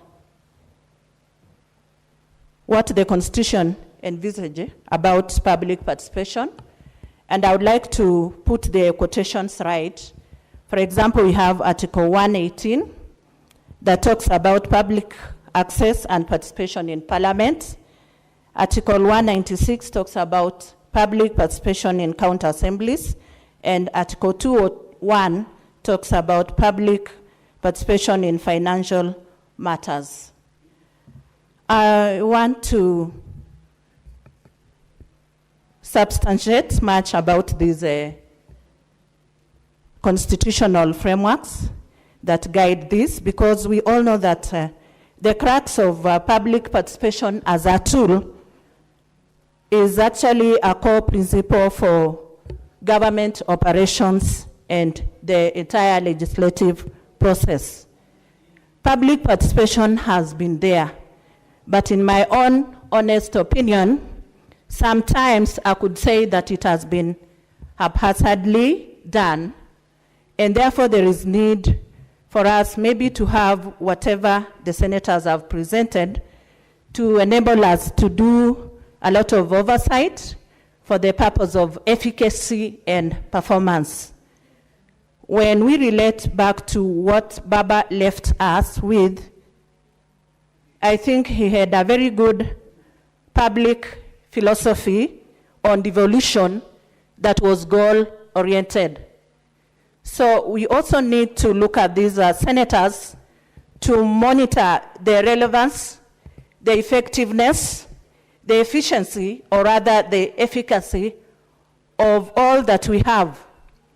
Counties have got CIDPs, they have got fiscal strategy papers, and they have got well-documented papers in regard to projects, in regard to budget estimates, and even the items. They have what we refer to as itemized budgets. But sometimes, like Senator Methu pointed out, that there is a lot of movement of funds from one voted to another. That is vehement, that is unconstitutional, and this tends to maybe curtail the progress of the projects that were intended for, and therefore also curtailing development for the people. So I want us to look at this, that public participation as a tool occasions for diverse audiences where they have to give input from different, maybe counties, from different perspectives and from different sectors. Therefore, there is need for us to re-engineer this tool of public participation, or rather fundamentally change the design to suit and maybe to offer what it is intended for. Order, Senator Ledama, your Kamkunji is a bit loud. Please consult in low tones. So I want to conclude by saying that I support this bill, and the conflicts will always be there, especially if you have something objective, they will always be there. But let's look at the delivery point and the pinpoint with which we are operating. I submit. Senator Omogeni.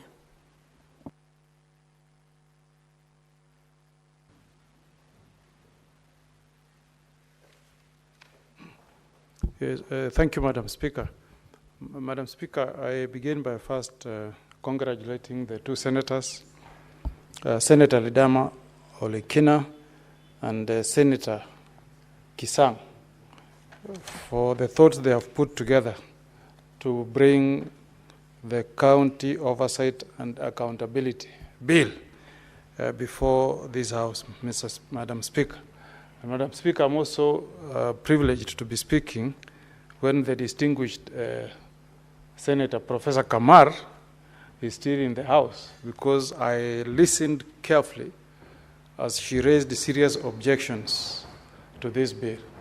Madam Speaker, I first want to inform the House that I've had also the privilege of reading through the memoranda of objects and reasons for this bill. And Madam Speaker, if you read in paragraph 3, the bill actually seeks to give effect to the constitutional provisions on oversight, on public participation, and on participatory democracy. And it cites Article 96, Article 174, and Article 21.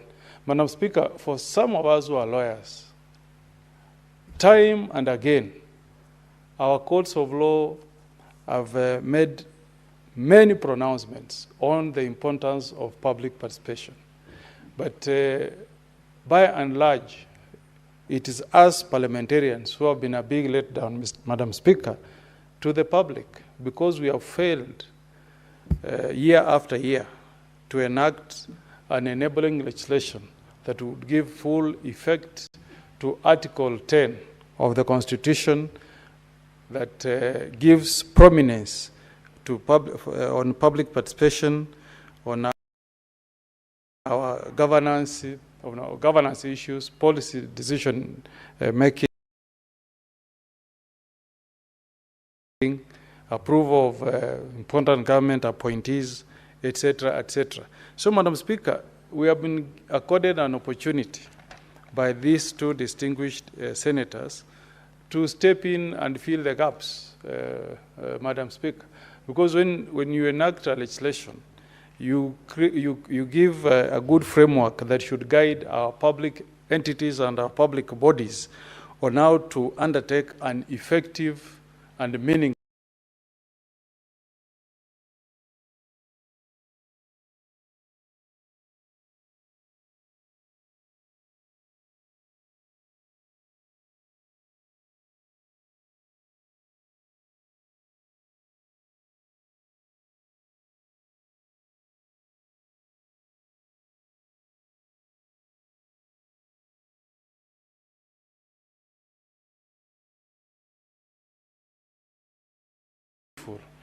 public margin,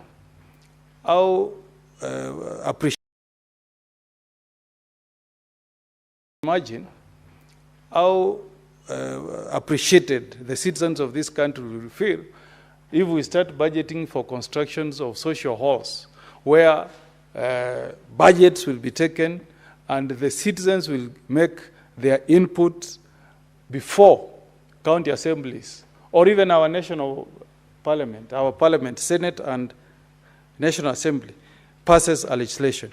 Madam Speaker, if you look at the decisions that have come from our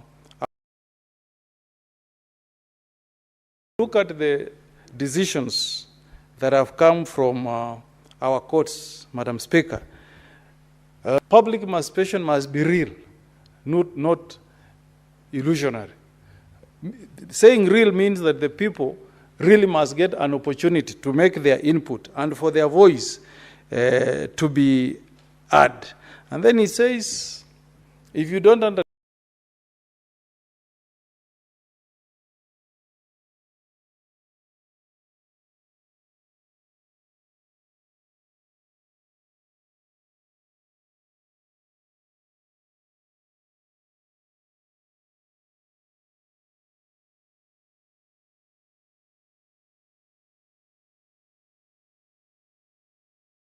take public participation, the fact that into consideration in decision making, Madam Speaker, I'll propose that we be radical, we be more radical, and enact that the citizens of this country should do an actual vote on some of these decisions. And if you go to other jurisdictions, if you go to Switzerland, Madam Speaker, the concept of public participation is mentioned in their constitution, the way it's mentioned in our Kenyan constitution.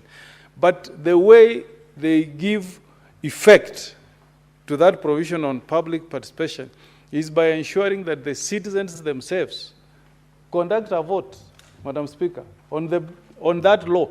If you want to pass a legislation and you go to seek the views of the people, if you have 100 people in the hall, you do a vote. You know, if more than 50% support, then you will say that that particular region supports that law. That's the only way we can have meaningful public participation.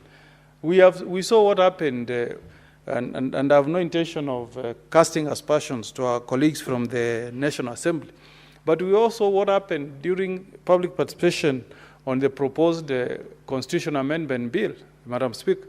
It is impossible to say whether the people who appeared before those public participation sessions indeed supported the bill. Because at times you go and there is heckling. Those who support the bill are given an opportunity to speak. Those who are opposing are not given an opportunity to speak. So it's not meaningful. The only way, Madam Speaker, we can make it meaningful, and it was not for nothing that that provision was put in the Constitution. We borrowed it from other jurisdictions. And those jurisdictions include what I've mentioned, Switzerland, what happens in Australia. Madam Speaker, in Australia, there is just a principle. The way our Constitution, in Article 10, has a principle that there will be public participation. But how to make it effective and meaningful is a mandate that has been reserved for us senators. Madam Speaker, if you go to Australia, if you want to amend the Constitution in Australia, Madam Speaker, you undertake a referendum, Madam Speaker, and the people vote on that law before it is enacted. If you're able to get majority, then it becomes law. If you don't, it's not law. So the only way we can involve the people, I'll be proposing, Senator Olekina, is that Section 4, not Article, Section 4 should be, public view shall be taken into consideration in decision making through a so that we don't continue this business of alienating ourselves from the people. Madam Speaker, I've gone to my county the last 2 weekends, Madam Speaker, and there is hue and cry on the way Kenya Rural Roads Authority has budgeted construction of roads in our 47 counties. Because some counties have been excluded, including my own county of Nyamira. Not even our single tarmac is budgeted for by the National Assembly, Madam Speaker. Yet, the people of my county of Nyamira are also taxpayers, just like the people of the county of Uasin Gishu are or the people of the county of Nandi or the county of Kisumu, Madam Speaker. But if public participation, the views of my people would have been taken into account, Madam Speaker, and then their input would have been heard, Madam Speaker. Remember what the late Prime Minister told us about roadside pronouncements, Mr. Speaker. He said that is what this country was fighting when we were enacting this new constitution. We gave a lot of legislative power to Parliament. We gave immense powers to the National Assembly on budget-making process. But you find the same members of Parliament will go to a public rally and they start lamenting to the President that, oh, Your Excellency, help us with a road here. Yet that role is reserved for the National Assembly. So I really urge my colleagues to support this bill so that we can start giving effect to the provisions that are in our Constitution. Number two, Mr. Speaker, I've seen what my good friend has proposed, especially in terms of empowering our senators to undertake effective public participation in section 18. Now, Mr. Speaker, I'm just wondering, that's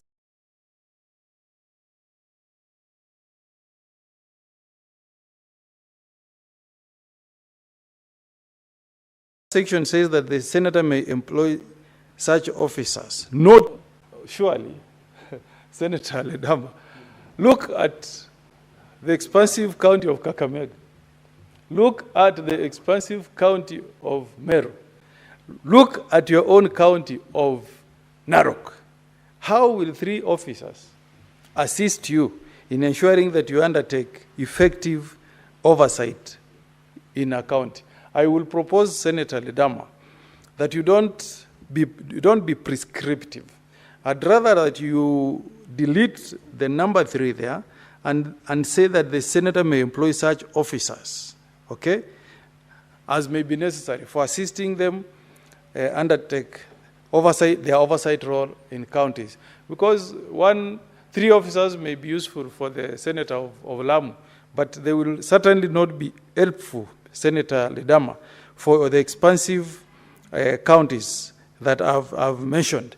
And then on that particular section, section 18, subsection 5, I think we should not limit the role of public participation to be the mandate of the senator. What happens to regulations, proposed regulations from various ministries? I think let's not make it look like now we are shifting the obligation from the respective entities to us. Remember, the courts have said that the person who bears the responsibility of ensuring that there is effective public participation is the body that wants to benefit from the proposed policy or from the proposed legislation. So I'll propose that you consider amending that so that we leave that task to be with the respective bodies.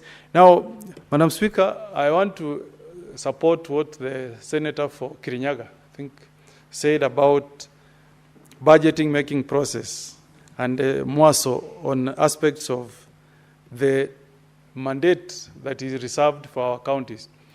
Madam Speaker, if you read the Constitution of the Republic of Kenya, agriculture is a devolved function of our counties. Counties in the west of, do we say west of Rift Valley or the western part of Kenya, beginning from Bomet all the way. I don't know about Nandi, but at least I know from Bomet all the way. There has been a hue and cry on the low bonuses that were paid. But Madam Speaker, if you listen to county, it's called COG, the County of Council of Governors, COG, Council of Governors. Not even one statement has been released by these governors offering an explanation why farmers have been paid low bonuses. Policy issues from our CS Agriculture, no statement has been issued at all. My own governor, the governor of Nyamira, nobody has spoken on this matter, low bonuses to our farmers. And yet, if you go to the budget, Madam Speaker, agriculture is not given adequate budget allocation, Madam Speaker. So this, if you give the farmers an opportunity to meaningfully participate in budget-making process, I'm sure they will put a very strong case, Madam Speaker, why there should be enhanced, where there should be an enhanced budget in agriculture, Madam Speaker. Because we used to be told when we were growing up that agriculture is the backbone of our economy. Madam Speaker, if it's the backbone of our economy, how do you pay a farmer tea bonus of 12 shillings when the cost he has used for picking the tea, the fertilizer, the tilling itself is more than the 12 shillings, meaning they are running at a loss, Madam Speaker. And then the government is mum, yet during the campaign, this matter was given a lot of prominence by His Excellency the President. He said he was going to fix agriculture. But now that agriculture is not working, now that there is a lot of pain for our farmers, I've not had any pronouncements from His Excellency the President, Madam Speaker. If we have effective public participation, Madam Speaker, the farmers themselves will have a good say on what policies, what steps should be taken in budget-making process, Madam Speaker, so that the farmer can also have a smile in their faces. The money they are getting cannot even enable them to pay SHA annually, the way it is being proposed by our government. And as I conclude, Madam Speaker, I'm very happy that finally counties that have never known social halls may finally have a benefit of having social halls, Madam Speaker. When we grew up, we used to hear about, is it Ofafa, Jericho Hall in Nairobi. I'm looking forward to also seeing in Nyamira a social hall, Madam Speaker, where people can go and their facilities, the governor can budget for a cup of tea, juice, and we rename it after our own heroes. Maybe it should be George Anyona Hall in Nyamira, Madam Speaker. So the contents of this bill, I dare say, Madam Speaker, are very progressive. It may have a few problems here and there, but Senator Professor Kamar, if we sit down and discuss, Madam Speaker, we can find a way of taking, taking on board the concerns of honorable senators. We enrich it, but at least let us demonstrate to our courts that we have been reading the decisions that have come from courts on this issue of public participation. And then we also make our oversight well anchored in legislation. At times, Madam Speaker, asking for documents from our respective counties becomes a quarrel between the senator and the governor. It's like you're committing a crime when you specifically want to get documents on some matters that relate to expenditure of public money. It's our taxes. My taxes end up going to the county of Nyamira, county of Kisumu, and other counties, Madam Speaker. So if you are spending public resources, you should happily be able to account, Madam Speaker, on how you have spent those resources. So with those many remarks, Madam Speaker, I fully support this bill, and I hope when it's finally enacted, the person who will be the biggest beneficiary will not be we senators, but the citizens of the Republic of Kenya, our bosses, the people, Madam Speaker, who have elected us to have this forum of speaking, as I'm doing this afternoon. I support and congratulations Senator Ledama and Senator Kisang. Thank you. Senator Beatrice Ogola.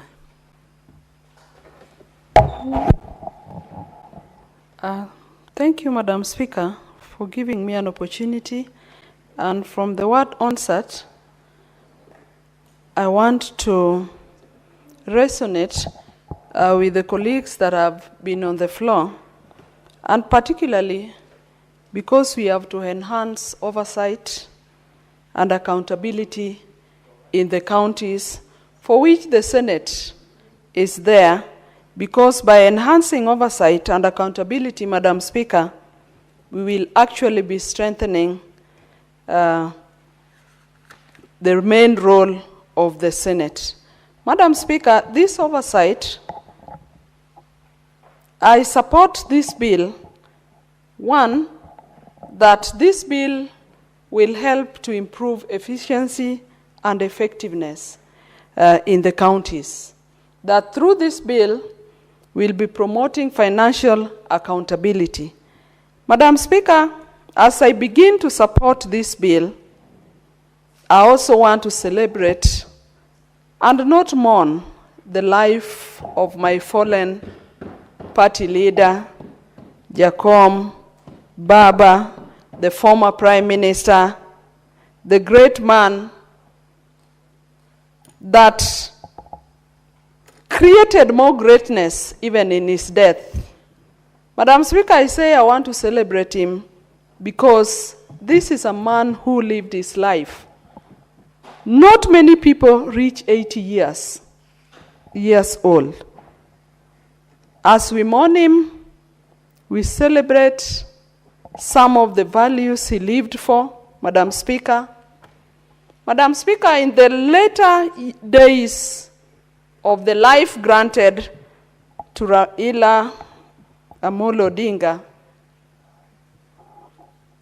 our former Prime Minister, when you watch the later videos where he was speaking, he emphasized that we should always think as Kenyans before we think about ourselves. And I'm beginning to think, even as I was mourning, that we need now to celebrate this man rather than mourn him. Come to think of it, Madam Speaker, that contrary to our expectations, especially from communities we come from, Baba was very specific on the hours that he should take when he goes to rest.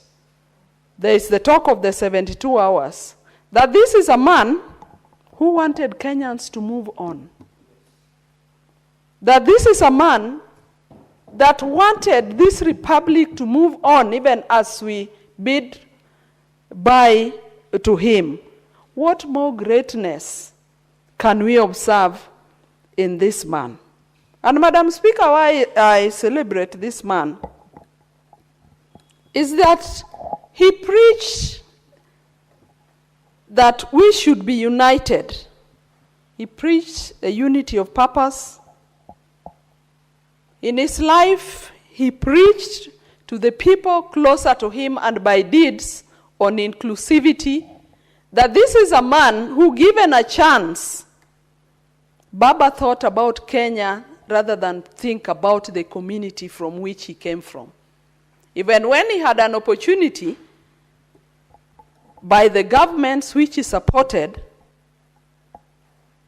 to make appointments, we could only see a Baba that thought about all the communities in this republic. That reflected on his cabinet, if he were to have one, that he would actually have all communities in this republic be represented in his government. Madam Speaker, I celebrate a man who preached forgiveness, that he was able to work with both foes and allies. Madam Speaker, not many of us, after competitions, would even tolerate meeting their competitors. Come to think of it, Madam Speaker, a number of us cannot even accommodate people they imagine to be competing over very personal things. But this is a man who was able to take 2 steps back and say, Kenya is bigger than himself. He wanted to demonstrate that he had a cause in this country. Madam Speaker, I celebrate his tolerance and patience. I celebrate his standing out for the less privileged or standing out for the marginalized. No wonder in our party we talk about social justice. Madam Speaker, look at the constituency Baba insisted on representing in this republic. Baba is somebody who would be elected in any constituency, if not all in this country. But he yearly went to represent Kibra, Langata, the place where people think we have the downtrodden, because that was what Baba believed in. Madam Speaker, I celebrate this man, and I cry for the people who lost their lives during his funeral, because, Madam Speaker, no Kenyan needed to die, because Baba's death was equivalent to so many deaths, and that is why I'm not mourning him, I'm only celebrating him. Madam Speaker, I remember as I celebrate this man, the lifelong tears that dripped from this man all his adult life. Madam Speaker, what could be the symbol of these tears? That Baba lived his life crying for this republic. He was crying for justice. He was crying for all the downtrodden. But I'm happy, and I want to congratulate Kenyans for mourning Baba in a honorable way, that they came out in their thousands. Madam Speaker, I've never seen such crowds in my life. That they came out in their large numbers, but those were very peaceful crowds. So I celebrate him because this is a man who was honored in life, but more, Madam Speaker, honored even in death. We celebrate a patriot. I celebrate a nationalist. I celebrate a man who gave his life for the sake of Kenyans. Madam Speaker, I said he preached forgiveness by what he did. And I want to ask everybody in this republic that forgiveness is actually a strength and not a weakness. Weak people don't forgive. It is only the strong, Madam Speaker, that forgive. Madam Speaker, I know you want to guide me. As we celebrate this man, Madam Speaker, who gave his life to this republic, because, Madam Speaker, the family of Baba had long sacrificed him to this republic. But, Madam Speaker, let me come back to the bill. And I congratulate my leader, the minority whip, none other than the senator of Narok, and the Senator Kipsang, for the County Oversight and Accountability Bill 2024. That as a Senate, we can only enhance county oversight.